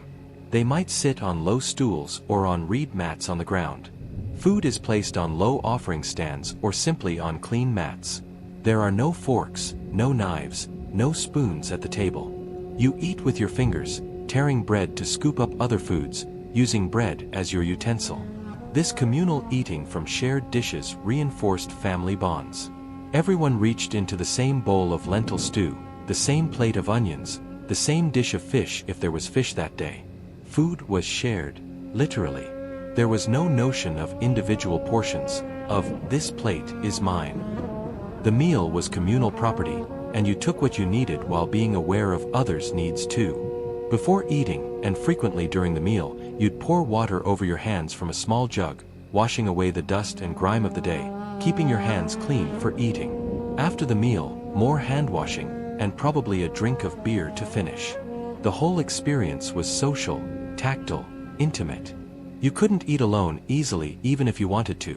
Food preparation and consumption were inherently communal activities in a world without individual packaged foods or kitchen appliances. Vegetables included onions, garlic, and lentils. Beyond bread and beer, the Egyptian diet relied heavily on vegetables and legumes. Onions were ubiquitous, eaten raw, roasted, fried. They were sharp, pungent, affordable, and grew well in Egyptian conditions. Workers building the pyramids apparently consumed massive quantities of onions. Ancient historians recorded this detail as notable. Garlic too was common, valued for its flavor and believed medicinal properties. Lentils, chickpeas, and fava beans provided protein in a diet that, for most people, included very little meat. These legumes were stewed with onions and herbs, seasoned with salt and cumin, creating thick, satisfying dishes that complemented the bread. Cucumbers and lettuce grew well and appeared frequently. Leeks added flavor. Poor families might have a small garden plot, even just a corner of the courtyard, where they grew onions and herbs. Wealthier families had more extensive gardens producing a wider variety. During harvest season, fresh vegetables were abundant. The rest of the year, people relied on stored grains and dried legumes, making vegetables a seasonal pleasure except for the hardy onion, which stored well and remained available year-round. This vegetable-heavy diet was actually quite healthy by ancient standards, high in fiber, reasonably nutritious, low in the saturated fats that cause so many modern health problems. Meat was rare for the poor. Let's be clear about this. When we see tomb paintings showing elaborate banquets with roasted geese and beef and fish, we're looking at the life of the elite, not typical Egyptians. For most people, meat was a special occasion food. Perhaps at festivals, when animals might be sacrificed at temples and the meat distributed to the people. Perhaps at a wedding or a funeral feast, when a family might slaughter a goose they'd been raising. But day to day, most Egyptians got their protein from lentils and beans, occasionally fish if they lived near the Nile and had time to fish or could afford to buy it at market. Meat required resources, land for grazing, feed for animals, the wealth to own livestock, or the money to purchase meat. A family might own a few chickens or ducks and eat eggs regularly without ever killing the birds, because the birds were more valuable alive, producing eggs, than dead. The wealthy ate meat frequently. They could afford to keep geese and ducks, cattle and sheep. They could hunt in the marshes for birds, or hire people to hunt for them. But this created yet another marker of social status. What you ate, and especially whether you ate meat regularly, announced your children or slaves fetched water from wells. Every household needed water, and getting it was labor. If you didn't have a private well in your courtyard, and most families didn't, someone had to fetch water daily from the Nile or from communal wells. This was work typically assigned to children old enough to carry a jar but not yet old enough for more skilled work, or to enslaved people if the household owned any. A clay water jar balanced on the head or shoulder, walking through the streets to the water source, waiting your turn, filling the jar, carrying it back. This might happen multiple times a day depending on the household's size and needs. Water for cooking, for washing, for drinking, for the garden if there was one. The trips to fetch water were also social occasions, places where news was exchanged, gossip shared, children from different households played together while adults talked. The communal well was a gathering point, a place where the neighborhood came together. But it was also real work, especially in summer when water consumption increased and the walk under the hot sun was exhausting. Wealthy households might have servants dedicated to this task, always ensuring fresh water was available. Poor households depended on their children's labor, on the daily routine of carrying water, a reminder that every comfort, even the most basic, a cup of clean water, required effort, required someone's work. Farming followed the Nile's rhythm. Let's return to the land itself, to the work that sustained everything. Egyptian farming operated on a three-season cycle determined entirely by the Nile. First came Ake, the inundation season, roughly July to October. The flood covered the fields. Farmers couldn't work the land, so this was time for maintenance, repairing tools and irrigation channels, and for the state to mobilize farmers for construction projects or quarrying. They were available for labor precisely because they couldn't farm. Then came Parate, the growing season, November to February. As the waters receded, farmers worked quickly. The damp soil was plowed using wooden plows pulled by oxen if you could afford them, or simply by hand-pushed plows for poorer farmers. Seeds were scattered: wheat, barley, flax, vegetables. In some fields, sheep or goats were driven across to trample the seeds into the soil. Then came weeks of maintenance, ensuring irrigation channels distributed water to all fields, weeding, protecting crops from birds and pests. Finally, Shimu, the harvest season, March to June.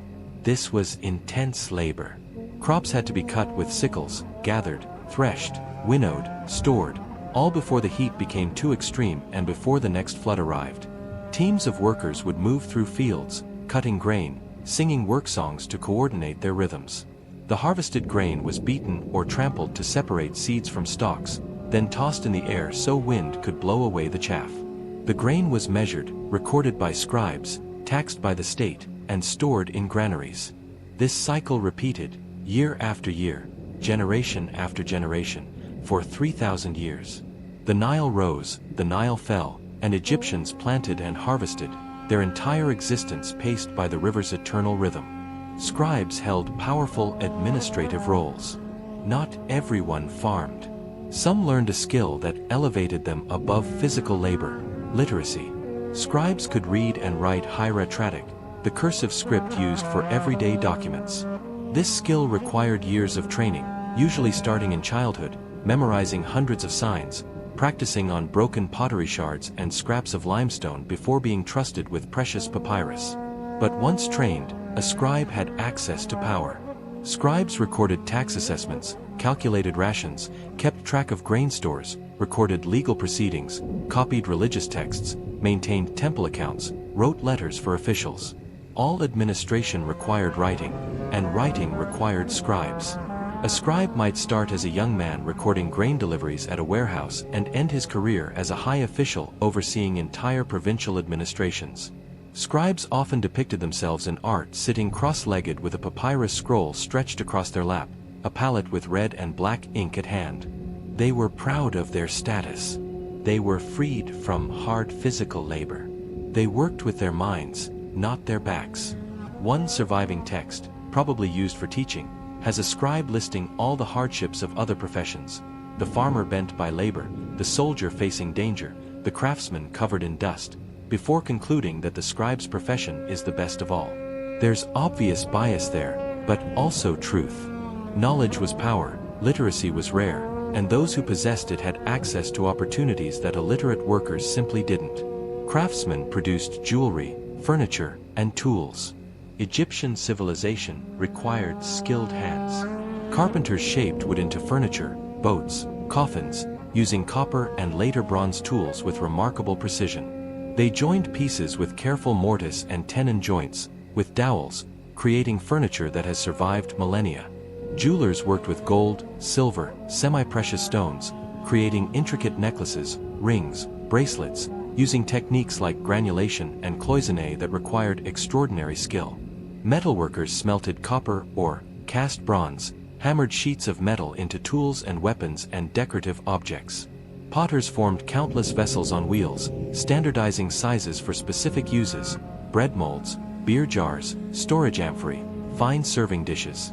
Stone workers carved statues, reliefs, vessels from hard stone, using copper tools and abrasives, patience and skill creating beauty from granite and basalt. Leather workers made sandals, bags, shields. Weavers created linen cloth from flax, from coarse cloth for workers' kilts to fine, nearly transparent linen for the wealthy. Each craft had its techniques, its tools, its accumulated knowledge passed from master to apprentice. Craftsmen often worked in workshops, sometimes organized by the state or by temples, sometimes independently. The finest craftsmen achieved recognition, even having their names recorded, unusual in a society that usually emphasized the patron who commissioned work rather than the maker. These skilled hands created the material culture of Egypt, the objects we find in tombs and ruins, the artifacts that let us glimpse their daily lives across the vast distance of millennia. Now let's step back inside these homes and look at the objects that filled them. The personal habit. Furniture was simple: stools, mats, and cord beds. Egyptian homes weren't cluttered with possessions. Most families owned very little furniture, and what they had was functional rather than decorative. A stool was the primary seating, 3 or 4 legs supporting a woven rush seat or a simple wooden plank. Stools were portable, could be moved from room to courtyard to roof as needed. Wealthier families might have chairs with backs, a luxury that announced status, but most people sat on stools or simply on reed mats spread on the floor. These mats served multiple purposes: seating during the day, bedding at night. Rolled up, they took almost no space. For those who could afford something more substantial, a bed frame was the next step up. These were simple wooden frames, often just 4 legs with rope or leather strips woven across to create a sleeping surface. No mattress as we'd understand it, perhaps a reed mat laid on top for slight cushioning, maybe a linen sheet if you were prosperous. A wooden or woven headrest served as a pillow, raising the head to allow air circulation around the neck and keeping the sleeper's elaborate hairstyle or wig undisturbed. These headrests look uncomfortable to modern eyes, but generations of Egyptians slept on them nightly. Storage was handled by baskets and ceramic jars rather than chests or cabinets for most families. Clothes, tools, food stores, all kept in containers that could be stacked or hung from pegs on walls. The simplicity wasn't poverty exactly, though poverty certainly meant even less. It was an aesthetic, a way of life where possessions didn't accumulate, where everything you owned had a clear purpose and a place. Raised floors regulated indoor temperatures. Here's another example of Egyptian environmental engineering. In wealthier homes especially, floors weren't just packed earth. They might be raised slightly above ground level and constructed from brick or stone, with an air gap underneath. This simple design feature provided remarkable thermal benefits. During the day, as the ground heated up, that air gap insulated the floor above, keeping it cooler than it would be if directly on the earth. At night, when the earth retained heat, that same air gap prevented heat from radiating up into living spaces. The floor itself would be plastered smooth and sometimes painted, creating a clean, finished surface. Even in simpler homes where the floor was just packed earth, it was often raised slightly above the surrounding ground level, and this elevation provided some temperature moderation plus protection from dampness during the flood season. These weren't accidental features.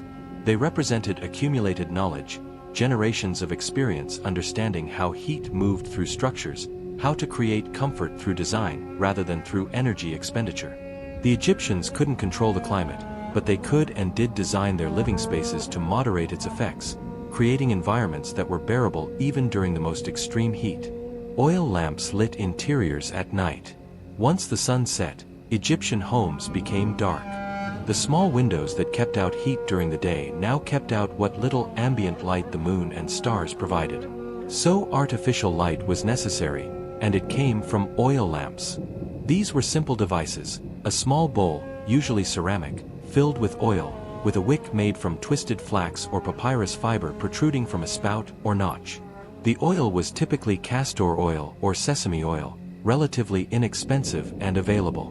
When lit, the wick would burn, drawing oil up through capillary action, producing a small, flickering flame.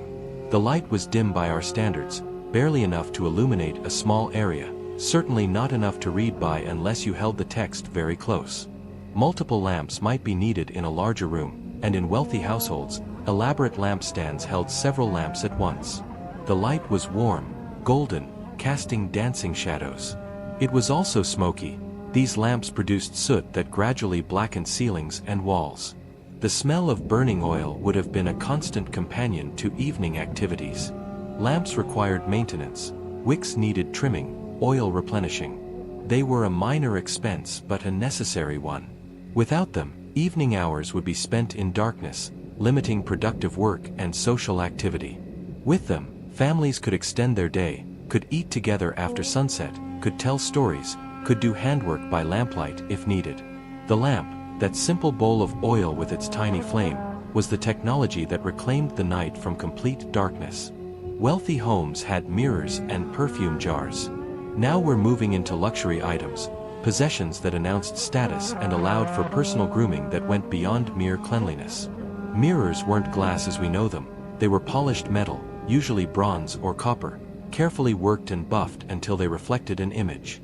The reflection wasn't perfect, somewhat dim and wavery, but sufficient to check your appearance, to apply eye makeup, to arrange your wig. A mirror was valuable, the result of skilled metalwork, and it was often mounted on a decorated handle, sometimes shaped like the ankh symbol or a papyrus plant. These mirrors were kept carefully, protected from scratching. Perfume was equally luxurious. Egypt produced perfumes from flowers, resins, and oils: lotus, myrrh, frankincense, cinnamon.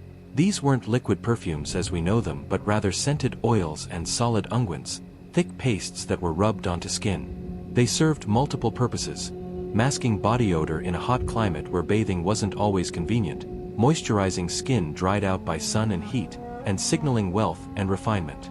The perfumes were kept in beautiful containers: small alabaster jars with tight-fitting lids, ceramic vessels with decorative painting, even small glass bottles that were themselves valuable objects.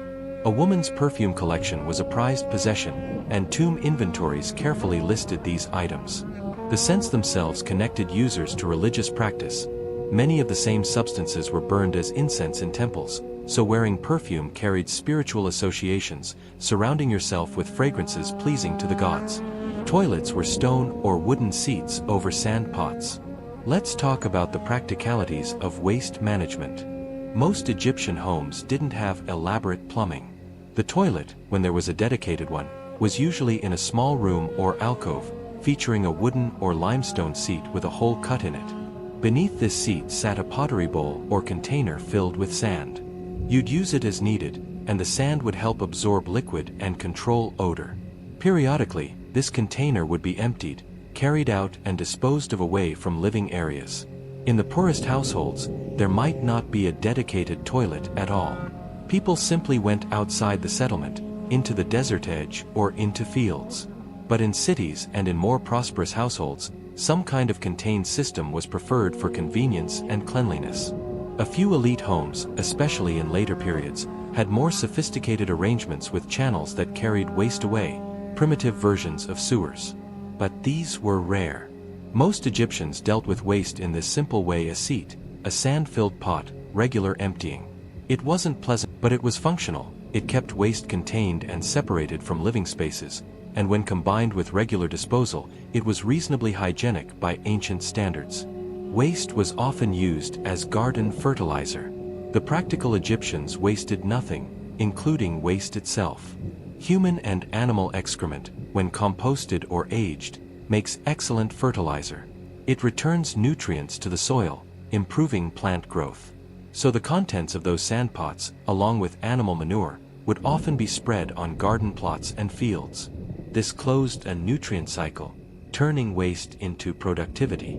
It was standard agricultural practice, used across ancient civilizations. In Egypt, where every garden, every tree, every cultivated plot depended on maintaining soil fertility, this reuse of waste made economic and practical sense. There were probably some understanding of sanitation. You wouldn't put fresh waste directly on plants you were about to eat. But aged, broken down waste was just fertilizer, valuable material that improved crop yields. This attitude toward waste, seeing it as a resource rather than just something to discard, reflects the broader Egyptian worldview of cycles and renewal. The Nile flooded and brought silt. Crops grew and were harvested. Food was eaten and waste produced. That waste returned to the soil to grow more crops. Everything connected, everything cycled, nothing was truly wasted.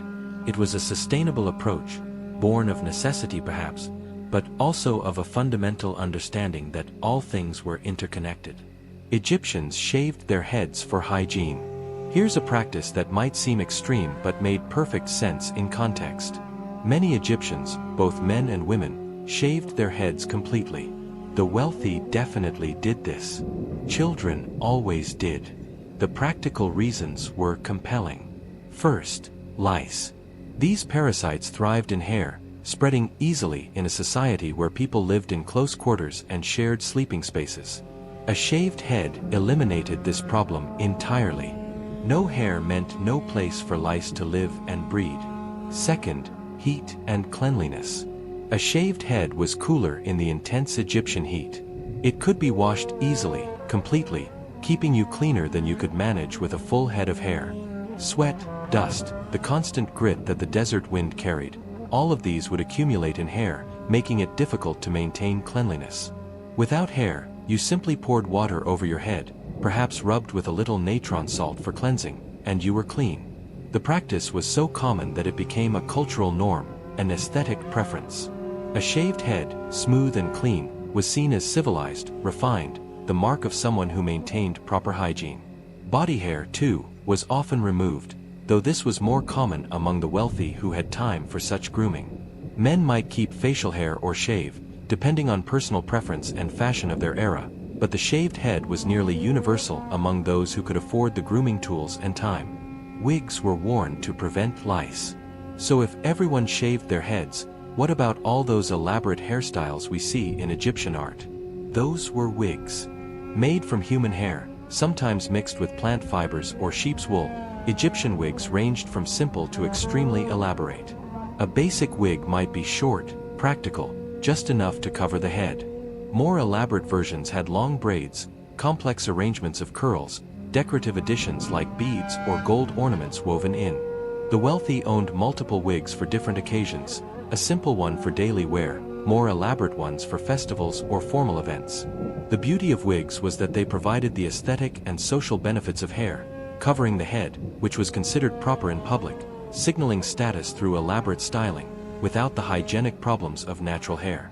You could take a wig off, shake it out, clean it, even delouse it if necessary by combing or heating. Then you'd put it back on over your clean, shaved head. Lice might infest the wig, but they wouldn't reach your scalp, and treating an infested wig was far easier than treating an infested head of natural hair. For children and the poor, wigs weren't practical. They were expensive, required maintenance. But anyone with resources wore one, and the wig became a significant status symbol, with the most elaborate versions announcing wealth and position as clearly as any other adornment. Henna-dyed hair, nails, and wigs. Egyptians weren't content with plain wigs or undyed nails. They used henna, a plant-based dye that produces shades of red and orange-brown, for decorative and perhaps magical purposes. Henna leaves were dried, ground to powder, mixed with water or weak tea to form a paste, then applied to hair, nails, palms of hands, or soles of feet. On hair or wigs, henna added color, covering gray, providing rich auburn or reddish tones. The dye was permanent on hair, gradually fading only as the hair grew out or the wig aged. On nails and skin, it stained temporarily, lasting a few weeks. The practice had aesthetic appeal, the reddish tones were considered beautiful, attractive. But there may have been protective or magical significance too. Henna was associated with joy and celebration in some contexts. The plant itself had medicinal uses. Adorning yourself with henna might have been seen as warding off evil or honoring certain deities. We find evidence of henna use across all classes, though the wealthy certainly had access to better quality dye and more leisure time for its application. The process of applying henna, especially for elaborate designs on hands or feet, took time and skill. It was another form of adornment, another way to beautify the body and express cultural identity. Even mummies have been found with henna-dyed hair and nails, indicating that people wanted to carry this adornment with them into the afterlife. Toothpaste was made from crushed eggshells and myrrh.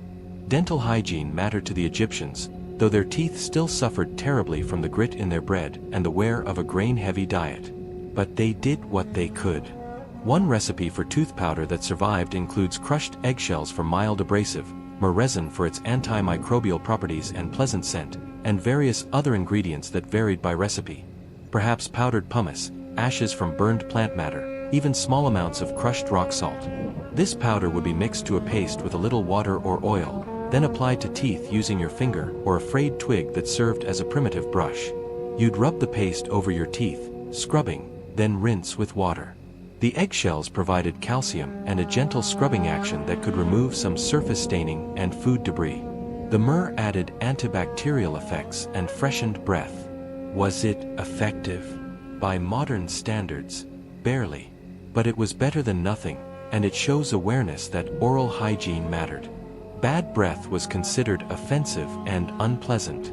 Tooth pain was common. We have medical papyri describing toothache remedies and even describing primitive dental procedures. So Egyptians did what they could with the materials they had, creating a tooth cleaning preparation that addressed the problems they understood: removing debris, fighting bacteria, freshening breath. The recipe reveals something touching. These people thousands of years ago had the same concerns we do about their teeth, their breath. These details of daily life, the simple furniture, the flickering oil lamps, the shaved heads under elaborate wigs, the tooth powder made from crushed shells, bring ancient Egyptians into focus as real people facing real challenges. They weren't so different from us. They wanted to be comfortable, clean, attractive. They wanted their homes to be pleasant, their bodies to be healthy. And they developed solutions, some surprisingly effective, some less so, but all showing human ingenuity applied to the eternal challenges of existence. Let's shift now from daily routines to the innovations that set Egyptian civilization apart, the technologies and knowledge systems that allowed them to achieve what they did. Papyrus paper revolutionized record-keeping. Before papyrus, writing materials were limited. Clay tablets were heavy, stone was permanent but impractical for everyday documents, animal skins were expensive. Then Egyptians discovered they could make a lightweight, portable writing surface from a plant that grew abundantly in the Nile marshes.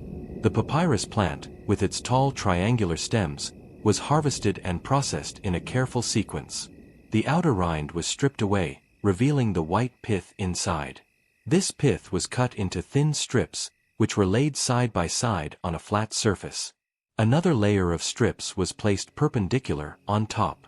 The whole thing was pounded and pressed, and the plant's natural starches acted as glue, bonding the layers together. When dried, the result was a smooth, cream-colored sheet that could be written on with ink. Individual sheets could be glued end to create long scrolls, sometimes stretching 20 feet or more. Papyrus was light enough to transport easily, durable enough to last years, or in Egypt's dry climate, millennia.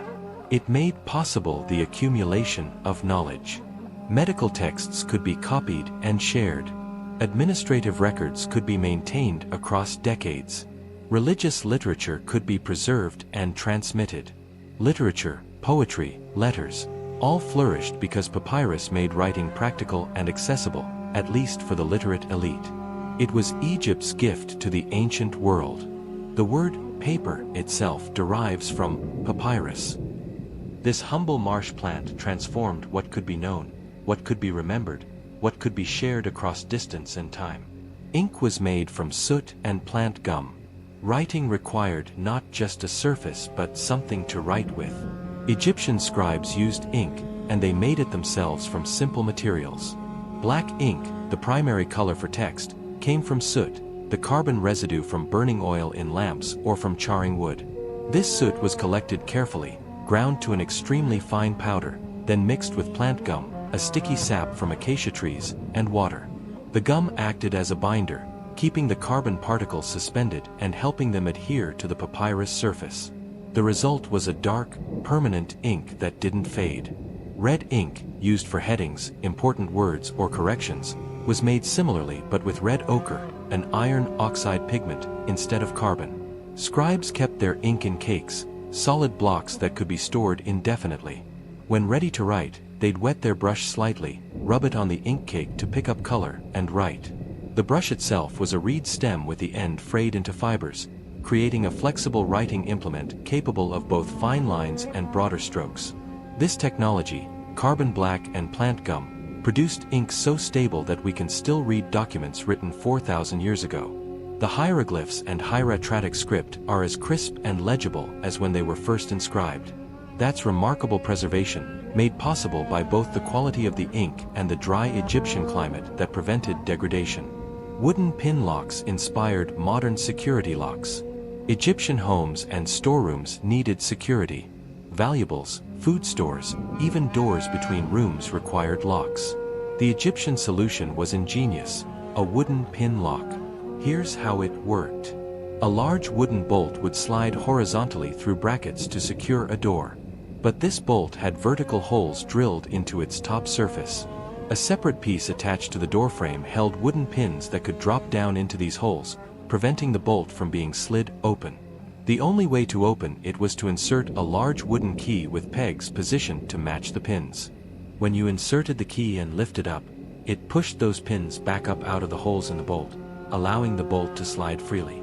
This is essentially how a modern pin tumbler lock works. Vertical pins that must be aligned to the right height by a key before the lock will open. The Egyptian version was entirely wooden, large, and somewhat clumsy, but conceptually identical to locks that secure buildings today. This innovation spread beyond Egypt, adopted and refined by other cultures, eventually evolving into metal locks with smaller components.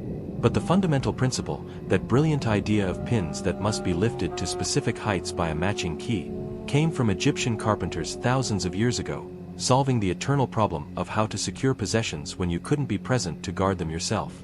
The Eye of Horus symbol represented fractions. Egyptian mathematics was practical, designed to solve real problems, surveying fields after floods, calculating grain volumes, determining the slope of pyramid sides. But they needed a way to write fractions, and they developed a beautiful solution. The Eye of Horus, that iconic symbol representing the god's eye that was injured and restored, was divided into 6 parts. Each part represented a fraction: 1/2, 1/4, 1/8, 1/16, 1/32, and 1/64.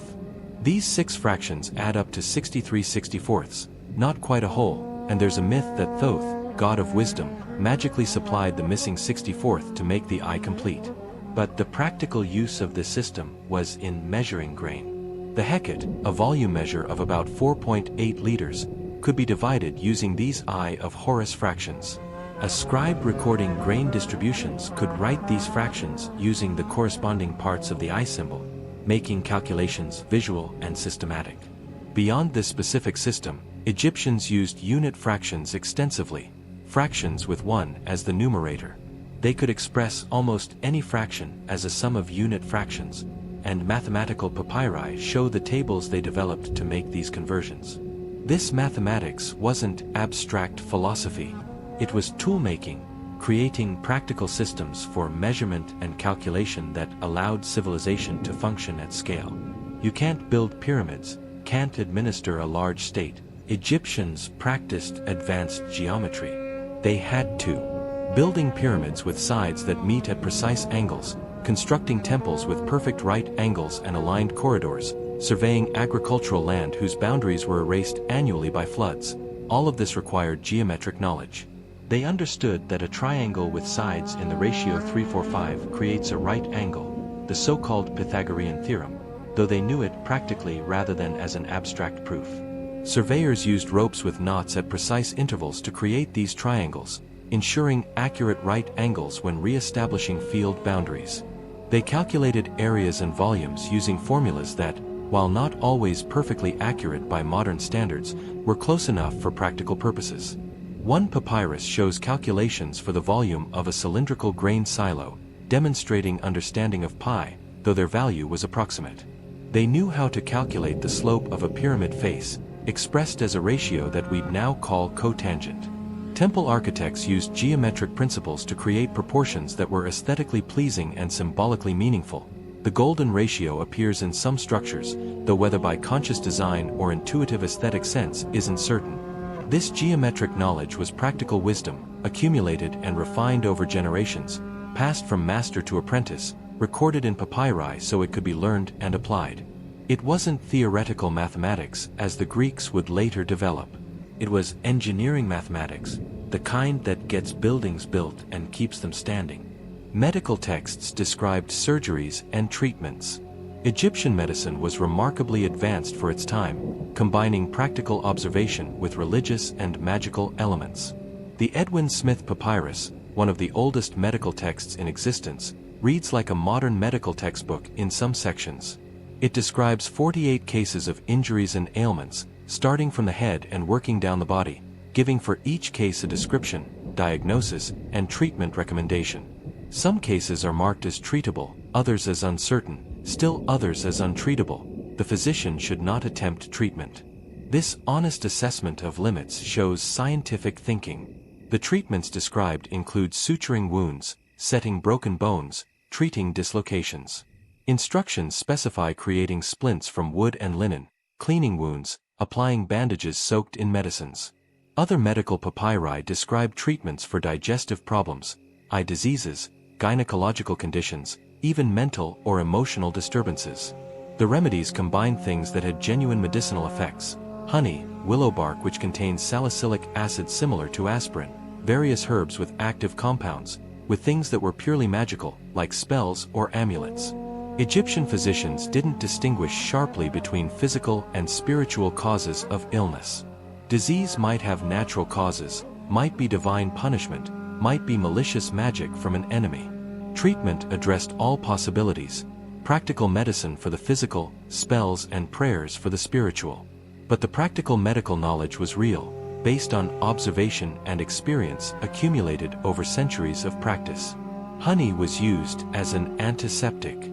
Here's an example where Egyptian practical medicine aligns with modern understanding. Honey has genuine antibacterial properties. It's highly acidic, it draws moisture out of bacterial cells through osmosis, and it contains small amounts of hydrogen peroxide. Egyptians observed that wounds treated with honey healed better and showed less infection than untreated wounds. So honey became a standard treatment, applied directly to cuts, burns, and surgical incisions. Medical papyri specify honey mixed with various other ingredients, grease or oil to make it spreadable, ground herbs for additional healing properties, sometimes copper salts which also have antimicrobial effects. The honey would be smeared on the wound and covered with a linen bandage. Over days of healing, the bandage would be changed, fresh honey applied. This actually worked.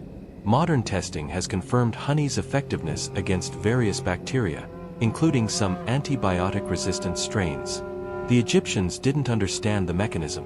They couldn't see bacteria or understand infection in modern terms. But through observation and accumulated experience, they learned what worked and incorporated it into medical practice. Honey was valuable, produced by bees from flowers in gardens and wild plants, collected and stored carefully. Using it medicinally was spending real resources. They did it because it demonstrated results, generation after generation of physicians observing that honey-treated wounds healed better. Prosthetic limbs were crafted for daily use. Archaeological discoveries have revealed something remarkable. Ancient Egyptians created artificial body parts for amputees.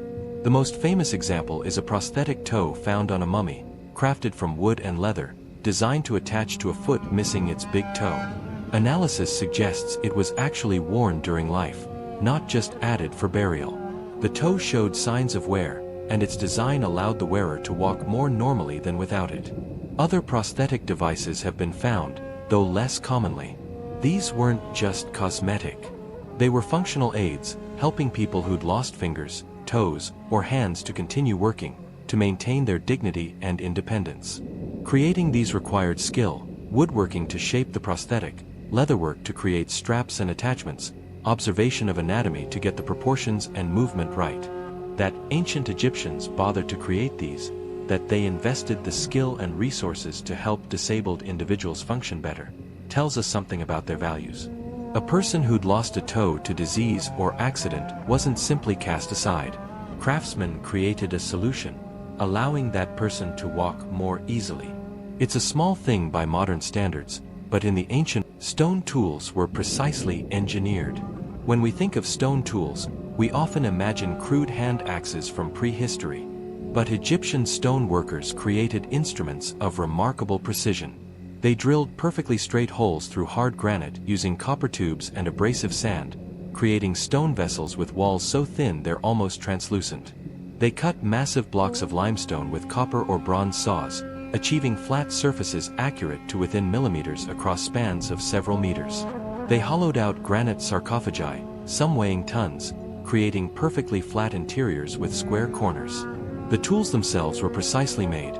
Copper chisels ground to specific angles for different tasks, drill bits mounted in bow drills that could spin at high speed, weighted to apply consistent pressure. Measuring tools included right angles, plumb bobs, leveling instruments that used water to establish horizontal planes. These weren't primitive technologies.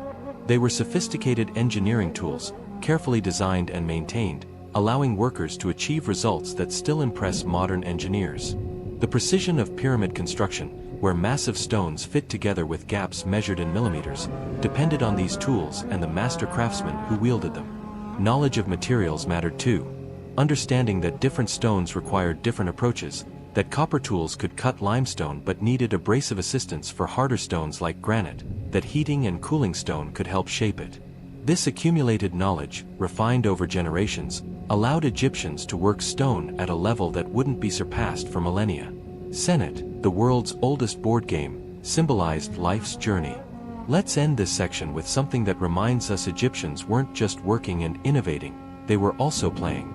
Senet is one of the oldest known board games, dating back at least to 3100 BCE. The board had 30 squares arranged in 3 rows of 10. 2 players competed, moving pieces across the board according to throws of stick dice or knucklebones. The exact rules have been lost, though scholars have made educated reconstructions based on surviving game boards and references in texts.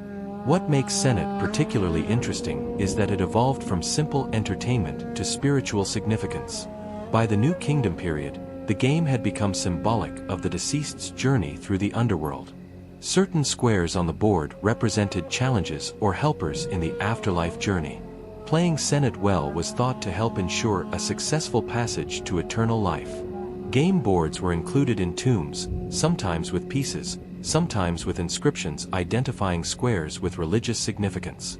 Paintings show both living people and deceased spirits playing Senet.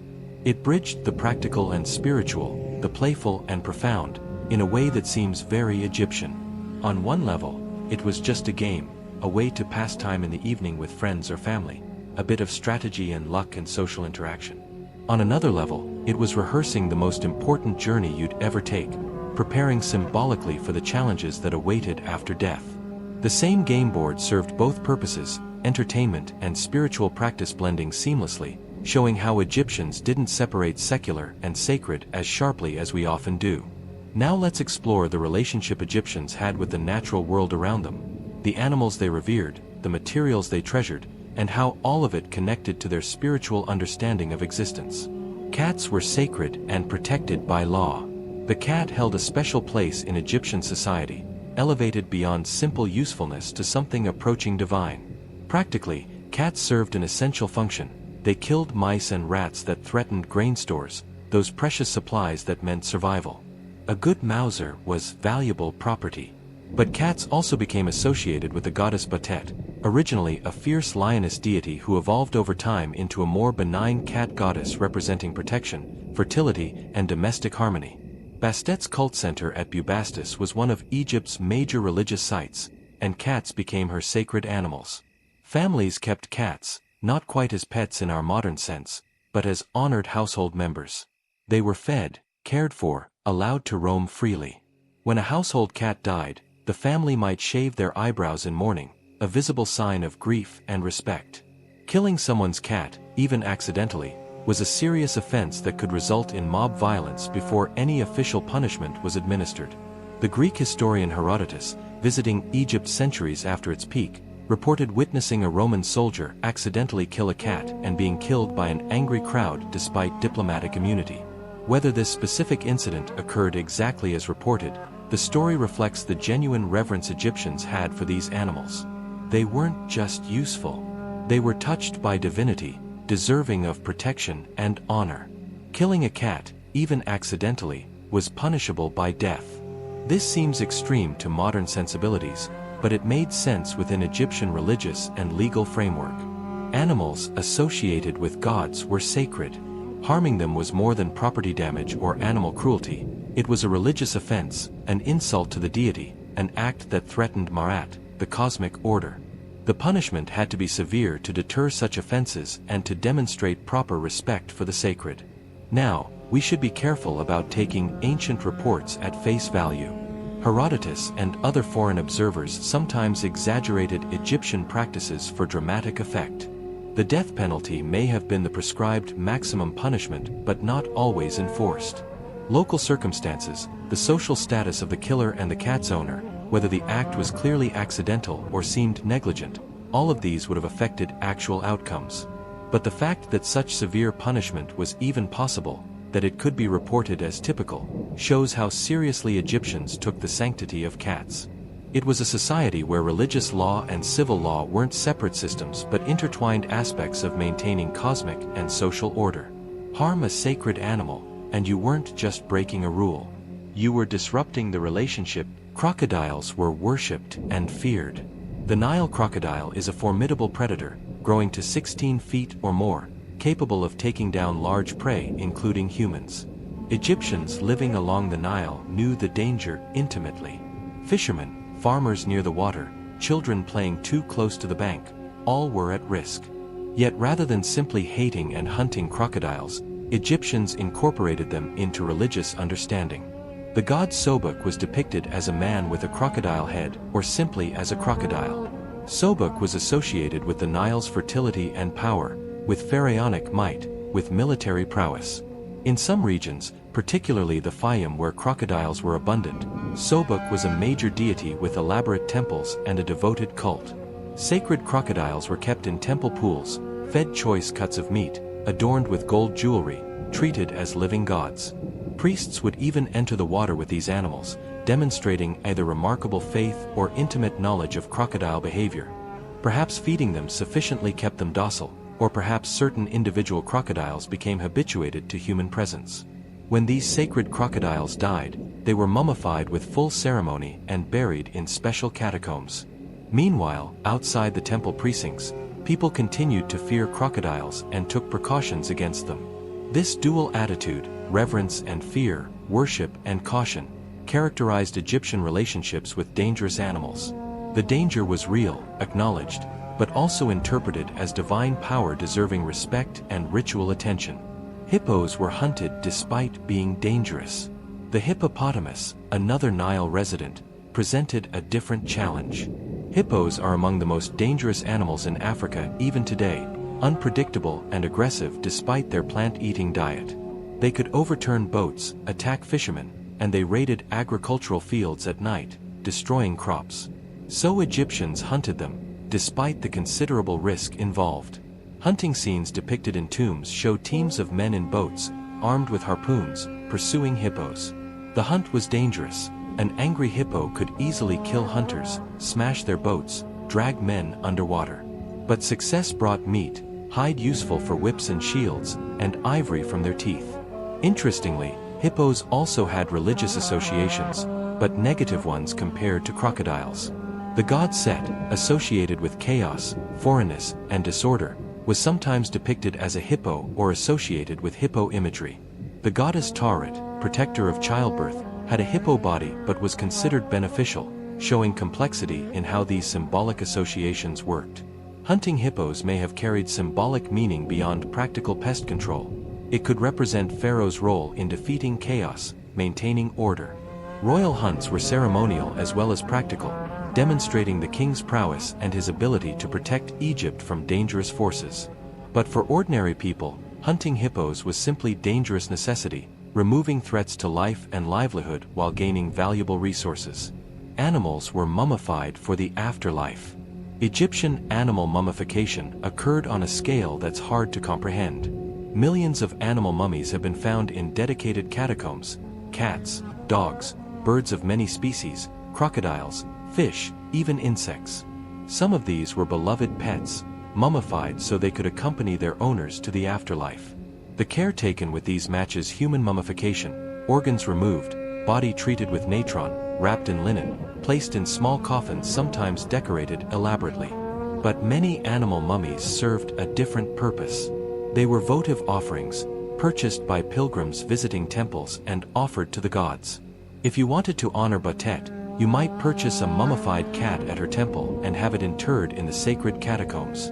If you sought Thoth's favor, you might offer a mummified ibis, his sacred bird. This created an industry. Some temples operated breeding programs, raising animals specifically for mummification. Recent scanning of some animal mummies reveals that not all contained complete animals. Some held only partial remains, or even just feathers or a few bones. This suggests some fraud in the trade, or perhaps that the symbolic offering mattered more than the physical completeness. The scale is staggering. One ibis catacomb alone contained an estimated 4 million mummified birds. This shows the importance of animals in Egyptian religion, the economic scale of religious practice, and the belief that proper ritual treatment of sacred animals pleased the gods and secured divine favor. Gold was abundant due to Nubian mines. Egypt's wealth was partly built on gold. The deserts east of the Nile, and especially Nubia to the south, contained substantial gold deposits. Egyptians mined these extensively, sending expeditions into harsh desert environments to extract ore. The gold occurred both in quartz veins that had to be mined by tunneling and in alluvial deposits where erosion had already broken down gold-bearing rock, leaving nuggets and flakes that could be panned from streambeds. Mining was brutal work, often done by prisoners or conscripted labor. Workers would crack rock by heating it with fire, then dousing it with water, causing it to fracture. They'd pound the ore with stone tools, grind it into powder, then wash away the lighter rock particles, leaving heavier gold. The gold was then melted and cast into ingots or worked directly into objects. Egypt's gold was famous throughout the ancient world. Foreign rulers wrote letters to pharaohs requesting gold, commenting that in Egypt gold was supposedly as common as dust. This was hyperbole, but Egypt was genuinely rich in gold compared to neighboring civilizations. This wealth funded monumental construction, elaborate grave goods, and diplomatic gifts that spread Egyptian influence. Gold's value wasn't just economic. It was sacred, associated with the gods and especially with Ra, the sun god. The flesh of the gods was said to be gold. Covering statues, coffins, and sacred objects in gold wasn't mere decoration but silver was rarer than gold in Egypt. This surprises modern listeners because we think of gold as more valuable than silver. But in ancient Egypt, the reverse was true. Silver deposits were scarce in Egypt and Nubia. Most silver had to be imported from regions like Anatolia or the Aegean, making it exotic and rare. In early Egyptian history, silver was actually valued more highly than gold because of its scarcity. The ratio shifted over time as trade routes brought more silver into Egypt, but silver always retained prestige precisely because it was foreign, mysterious, harder to acquire. Silver also had religious significance. It was associated with the moon and with bones of the gods, while gold was their flesh. Some sacred objects were deliberately made of silver to invoke specific divine associations. The pharaoh's crowns included both gold and silver, symbolically uniting different aspects of divine kingship. Jewelry often combined both metals, creating visual contrast and layered symbolism. The relative value of silver and gold reminds us that economic worth is culturally determined. based on scarcity and meaning within specific contexts, not on any inherent property of the materials themselves. To Egyptians swimming in gold but starved for silver, a silver bracelet might be more precious than a golden one, more special precisely because it came from beyond their borders, connecting the wearer to distant lands and exotic trade networks. Jewelry symbolized status and protection. Egyptian jewelry served multiple purposes simultaneously. Yes, it was beautiful, showing off precious materials and skilled craftsmanship. Yes, it announced status. The amount and quality of jewelry you wore told everyone your place in the social hierarchy. But it was also protective, magical, functional. Amulets worked into necklaces and bracelets provided defense against evil, illness, and misfortune. The materials themselves carried meaning. Gold was divine and incorruptible. Lapis lazuli, imported from Afghanistan at great expense, represented the star-studded night sky and was sacred to several deities. Turquoise protected travelers and symbolized joy. Carnelian represented vitality and life force. The shapes and symbols mattered too. A scarab beetle represented transformation and rebirth. The Eye of Horus brought healing and protection. An ankh symbolized life. Wearing jewelry wasn't vanity, or not only vanity. It was surrounding yourself with protective magic, carrying the god symbols next to your skin, creating a shield of beneficial forces. Different jewelry might be worn for different circumstances. Something for traveling, something for important meetings, something for everyday wear. Children wore simple amulets for protection. Wealthy adults wore elaborate assemblies of gold, stones, and sacred symbols that were simultaneously beautiful, expensive status displays and magical protection. When you look at the spectacular jewelry found in royal tombs, the golden collar of Tutankhamun, the bracelets and rings of queens, you're seeing objects that were worn in life, that had meaning and purpose beyond mere adornment, that connected the wearer to divine forces believed to influence daily existence. Amulets were worn daily for magic. Let's focus specifically on amulets because they were so central to Egyptian life. Everyone wore them, not just the wealthy. A poor farmer might have a simple clay amulet on a cord, while a noble wore gold ones studded with gems, but both believed in the protective power.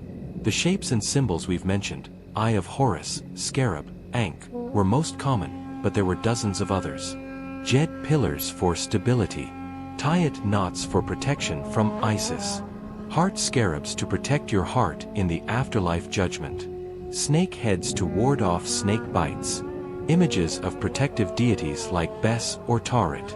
These weren't just symbolic. Egyptians believed in real, active magic, Heka in their language. Words, rituals, and properly consecrated objects could manipulate supernatural forces. An amulet, especially one inscribed with spells or consecrated by a priest, held actual power to influence events. Wearing it created a field of protection around you. Different amulets addressed different threats or needs.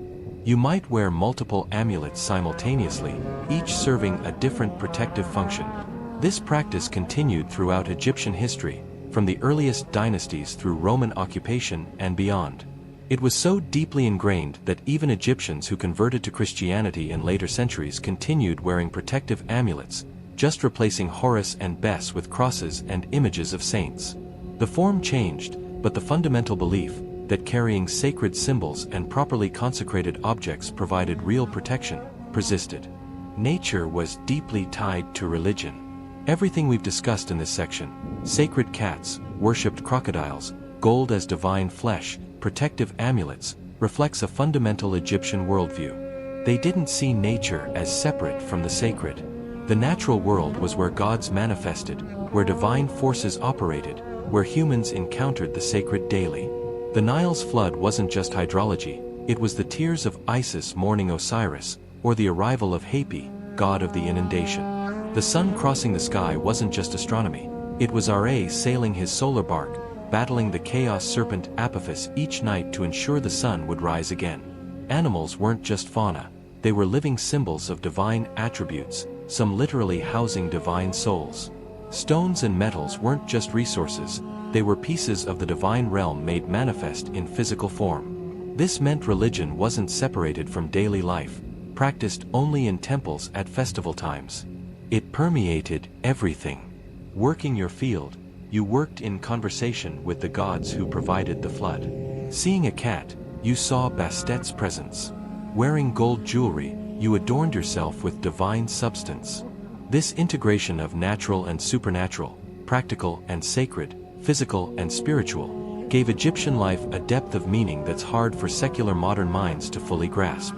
Every action, every object, every creature potentially connected you to the divine realm, to the eternal forces that sustained existence. Nature wasn't just the backdrop for human life. It was the medium through which gods and humans interact. Let's turn now to what may be the most defining aspect of ancient Egyptian civilization: their beliefs about death, the afterlife, and the eternal nature of existence. Egyptians believed life continued after death. This wasn't wishful thinking or vague hope. It was absolute certainty, the foundation upon which their entire culture was built. Death wasn't an ending but a transformation, a transition from one form of existence to another. The earthly life you lived was important, certainly. It determined your fate in the afterlife. But it was also temporary, just the beginning of an existence that would continue forever if you were properly prepared. This belief explains so much about Egyptian civilization. Why spend decades building a tomb? Because you'd need it for eternity. Why fill that tomb with food, furniture, and precious objects? Because you'd use them in the next life. Why preserve the body through mummification? Because your eternal existence depended on it.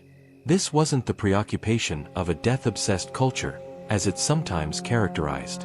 It was the opposite, a life-affirming belief that existence was so precious, so valuable, that it couldn't possibly end with physical death. The Egyptians loved life, celebrated it, and couldn't imagine it simply stopping.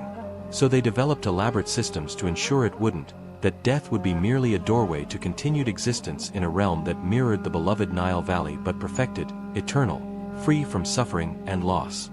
The soul had multiple parts, including Ka and Ba. Egyptian concepts of the self were complex, not the simple body-soul dualism we might expect. They understood a person as composed of several elements, each essential. The physical body was one element, needing preservation. The name was another. Speaking someone's name kept them alive in memory. Erasing the name was a form of death. The shadow had substance and meaning. But two elements were particularly important: the Ka and the Ba. The Ka was your life force, your vital energy, created at birth and sustained through food and offerings. After death, the Ka needed nourishment, which is why food offerings were left at tombs, not because the dead literally ate bread, but because the Ka could consume the life force, the spiritual essence, of the food. The Ba was closer to what we might call personality or soul, often depicted as a human-headed bird. The Ba could leave the tomb, fly around, visit familiar places. But it needed to reunite with the body each night, which is why preserving the body was essential. Without it, the Ba would be lost, unable to find rest. Other elements included the Ak, the transformed, glorified spirit that successfully navigated the afterlife journey, and the Ib, the heart, seat of emotion and thought. Understanding the self as multiple, interconnected parts, each with different needs and characteristics, made death more complex but also more manageable. Different rituals addressed different aspects of the person, ensuring all elements were properly cared for and could continue in the afterlife. Mummification preserved bodies for eternity. The process was elaborate, taking 70 days to complete properly, and it was expensive. The wealthy received better treatment than the poor, but everyone who could afford it sought some form of preservation. The embalmers were skilled professionals, working in special workshops often located on the west bank of the Nile, the side associated with death and the setting sun. First, they would remove the internal organs through a small incision in the left side. The organs were treated separately, dried, and stored in canopic jars, each organ protected by a different deity. The brain was removed through the nose using hooks, a delicate and unpleasant procedure. But the heart was left in place, as it would be needed for the judgment in the afterlife. The body was then covered in natron, a natural salt that drew out moisture, and left to dry for about 40 days. Once thoroughly desiccated, the body was washed, treated with oils and resins, sometimes packed with linen to maintain shape, then wrapped in hundreds of yards of linen strips. Between the layers, amulets were placed, protective magic to guard the journey ahead. The wrapping itself was ceremonial, with priests reciting spells during the process. The finished mummy was placed in a coffin, often nested in several coffins, each decorated with protective spells and images of gods.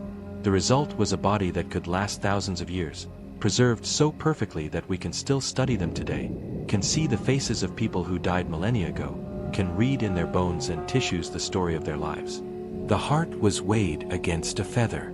This is one of the most iconic images from ancient Egypt, the judgment scene depicted in countless tomb paintings and papyri. After death, after the dangerous journey through the underworld described in funerary texts, the deceased would stand before Osiris, god of the underworld, and a tribunal of 42 divine judges. The heart, which Egyptians believed contained the record of all your deeds, would be placed on a scale. On the other side, a single feather, the feather of Maat, representing truth, justice, order, all the principles that should have guided your life. Anubis, the jackal-headed god, would operate the scale. Thoth, the ibis-headed scribe god, would record the result. If your heart was lighter than or equal to the feather, you had lived according to Maat. You would be declared justified, and Osiris would grant you eternal life in the field of reeds, a perfect paradise resembling the Nile Valley.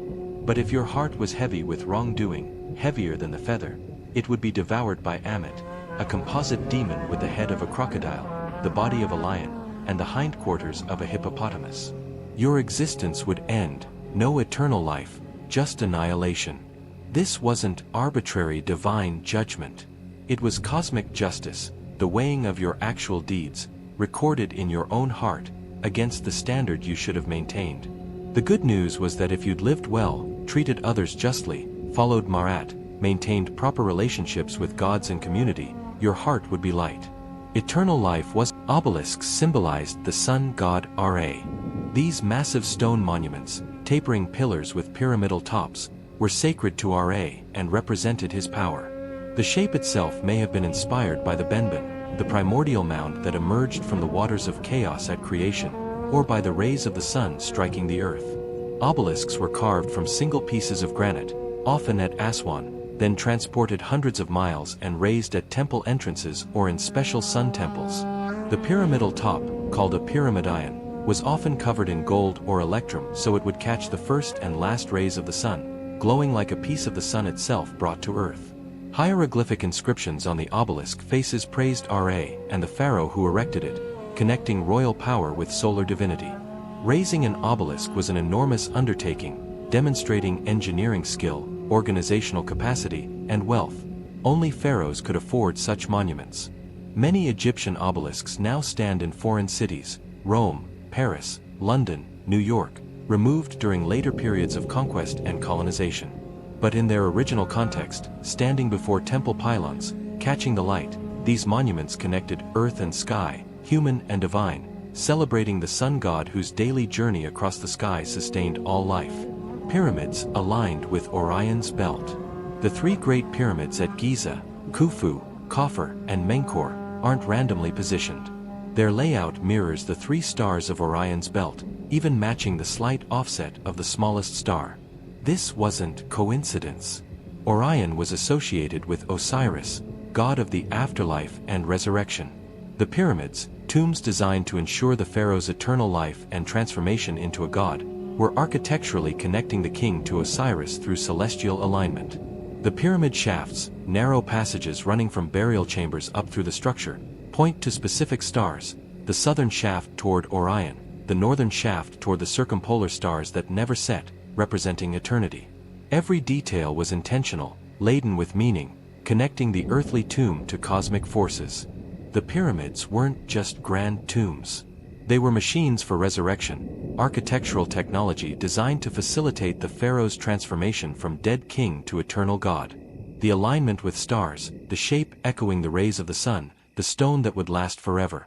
All of it worked together toward one purpose, ensuring that the king would live forever, would join the gods in the sky, would continue protecting Egypt for eternity. Modern surveys using precise instruments confirm these ancient alignments, showing that Egyptian architects and astronomers worked together with remarkable accuracy to create structures that were simultaneously tombs, temples, and cosmic gateways. Tombs were stocked with food and tools. Walk into an intact Egyptian tomb, like Tutankhamun's, and you find it packed with objects. Not randomly, but carefully selected and arranged. Food offerings, dried meats, bread, jars of beer and wine, fruits and vegetables, sometimes whole meals laid out on offering tables. The deceased would need sustenance in the afterlife, and their ka would consume the spiritual essence of these offerings. Tools and implements related to the person's life and work, a scribe's palette, a craftsman's tools, a noble's weapons. Furniture, beds, chairs, chests for storage. Clothing and jewelry. Games and musical instruments. Servants could be represented too, either symbolically through Shabti figures, small statues inscribed with spells that would magically animate them to work on behalf of the deceased in the afterlife, or in earlier periods, through actual human sacrifice of servants, a practice that was later replaced by symbolic representation. The tomb was a home for eternity, and it needed to be furnished as such.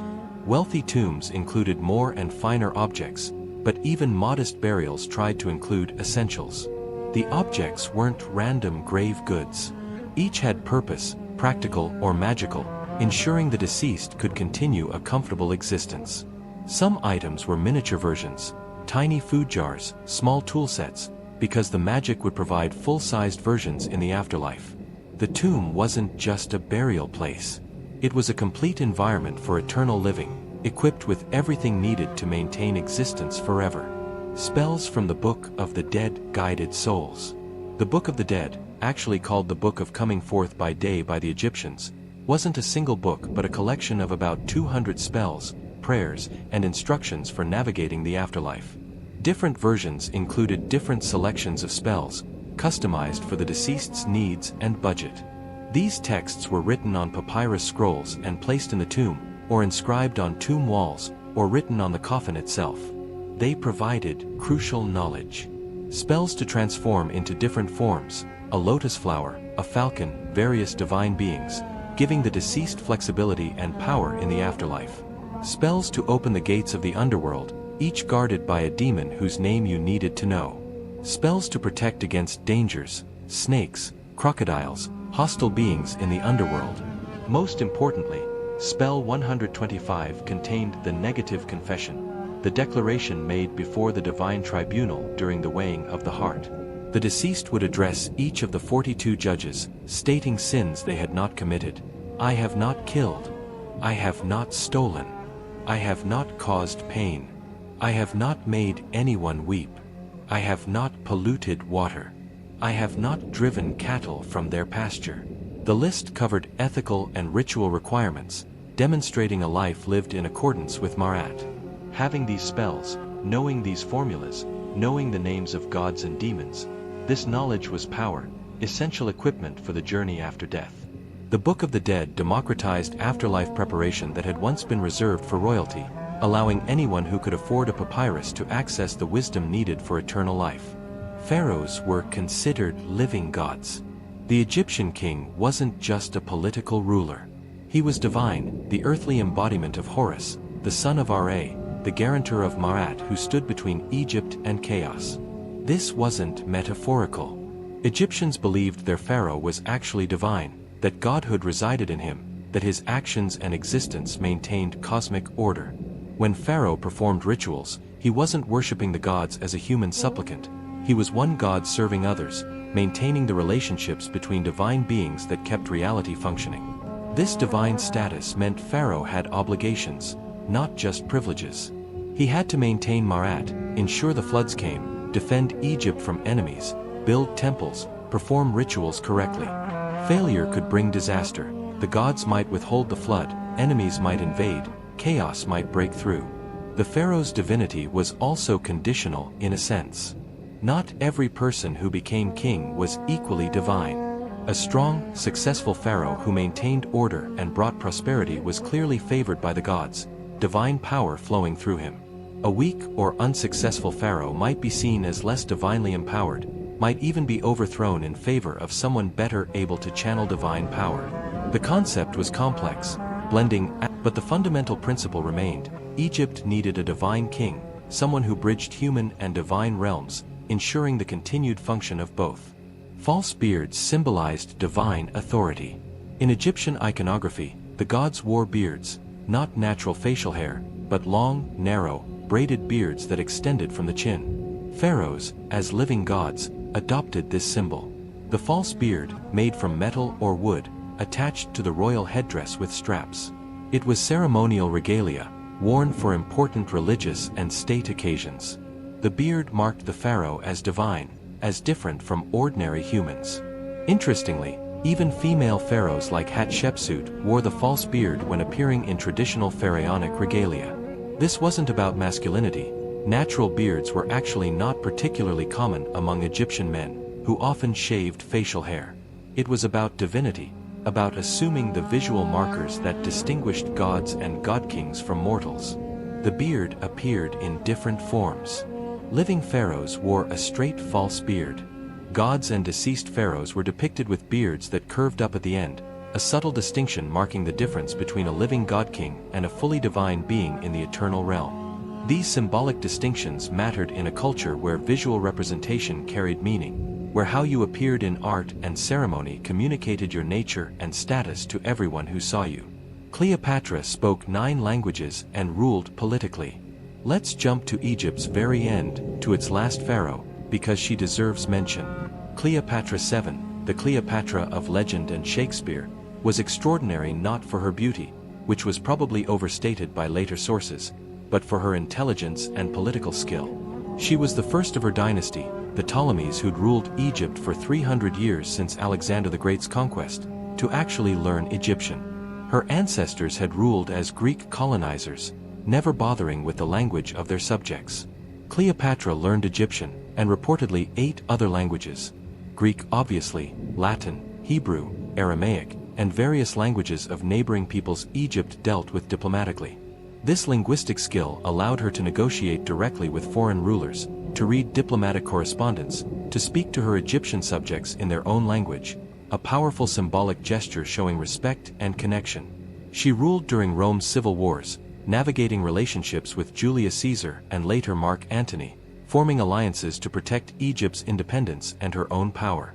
She lost ultimately, defeated by Octavian, who became Augustus, first Roman emperor. Egypt became a Roman province, its independence ended. But Cleopatra's rule represented something remarkable, the last gasp of truly independent pharaonic Egypt, and a demonstration that even at the very end, Egyptian rulers could be brilliant, capable, fighting to preserve 3,000 years of civilization against the rising power that would dominate the Mediterranean world for the next several centuries. The Rosetta Stone unlocked hieroglyphs, allowing Egypt's story to be read again. For over 1,000 years after Egypt's ancient civilization ended, no one could read hieroglyphs. The knowledge was lost. Travelers could see the inscriptions covering temple walls, could marvel at the mysterious symbols, but couldn't understand them. Egypt's own voice was silent. Then in 1799, French soldiers in Napoleon's army, rebuilding a fort at Rosetta in the Nile Delta, found a stone inscribed with text in 3 scripts: hieroglyphic at the top, Demotic, a later Egyptian script, in the middle, and ancient Greek at the bottom. The same text in 3 languages. Scholars realized this was the key to unlocking hieroglyphs. The Greek could be read, and if it said the same thing as the hieroglyphic text, the hieroglyphs could finally be deciphered. It took decades. Jean-François Champollion finally cracked the code in 1822, realizing that hieroglyphs were not just symbolic but included phonetic elements, signs representing sounds. Suddenly, Egypt could speak again. The inscriptions on temple walls could be read. Papyri could be translated. The civilization that had been mysterious and exotic became historical, real, knowable. We could read the prayers they said, the complaints they filed, the love poems they wrote, the medical knowledge they accumulated, the stories they told their children. The Rosetta Stone gave Egypt back its voice, allowed the ancient Egyptians to speak across the millennia, to tell us who they were in their own words. And so we come to the end of our journey through ancient Egypt. We've walked through mud brick homes and slept under stars on rooftops. We've watched the Nile flood and recede, planting and harvest following eternal rhythms. We've seen families gathering in courtyards, children running and playing, craftsmen shaping gold and stone, scribes recording transactions, priests performing rituals in towering temples. We've learned about their gods and their afterlife beliefs, their technologies and their wisdom, their love of life so strong they couldn't imagine it ending. What can ancient Egypt teach us, across all this distance of time? Perhaps it's this, that human beings, given challenges, will respond with ingenuity and hope. The Egyptians faced a harsh environment, desert that should have been uninhabitable. But they observed, they learned, they worked with the Nile's rhythms rather than against them, and they built something extraordinary that lasted 3,000 years. They believed in order, in ma'at, in the possibility that if you lived rightly and maintained proper relationships with others and with the divine, you could achieve not just survival but flourishing, not just a good life but eternal life. They believed that what you built could outlast you, that knowledge could accumulate, that beauty and meaning were worth pursuing, that even in the face of death, that universal human certainty, hope was possible, transformation was possible, continuation was possible. Their civilization eventually ended, as all civilizations do. But what they created, the pyramids still standing, the texts still readable, the art still beautiful, the knowledge still valuable, echoes forward through time. We can still learn from them. We can still be inspired by them. We can still marvel at what humans can achieve when they work together, when they believe in something larger than themselves, when they build not just for today but for eternity. Rest now, and let these images drift through your mind. The Nile flowing north, black soil appearing like magic each year, bread baking in courtyard ovens, children laughing, scribes carefully forming hieroglyphs, starlight on the desert, and the eternal hope that life, precious life, continues beyond what we can see. The ancient Egyptians believed that speaking a person's name kept them alive. In that sense, by learning about them, by speaking their story, we keep their civilization alive. 3,000 years of human achievement, creativity, faith, and hope, whispering across time. Sleep well, and know that the same ingenuity, the same hope, the same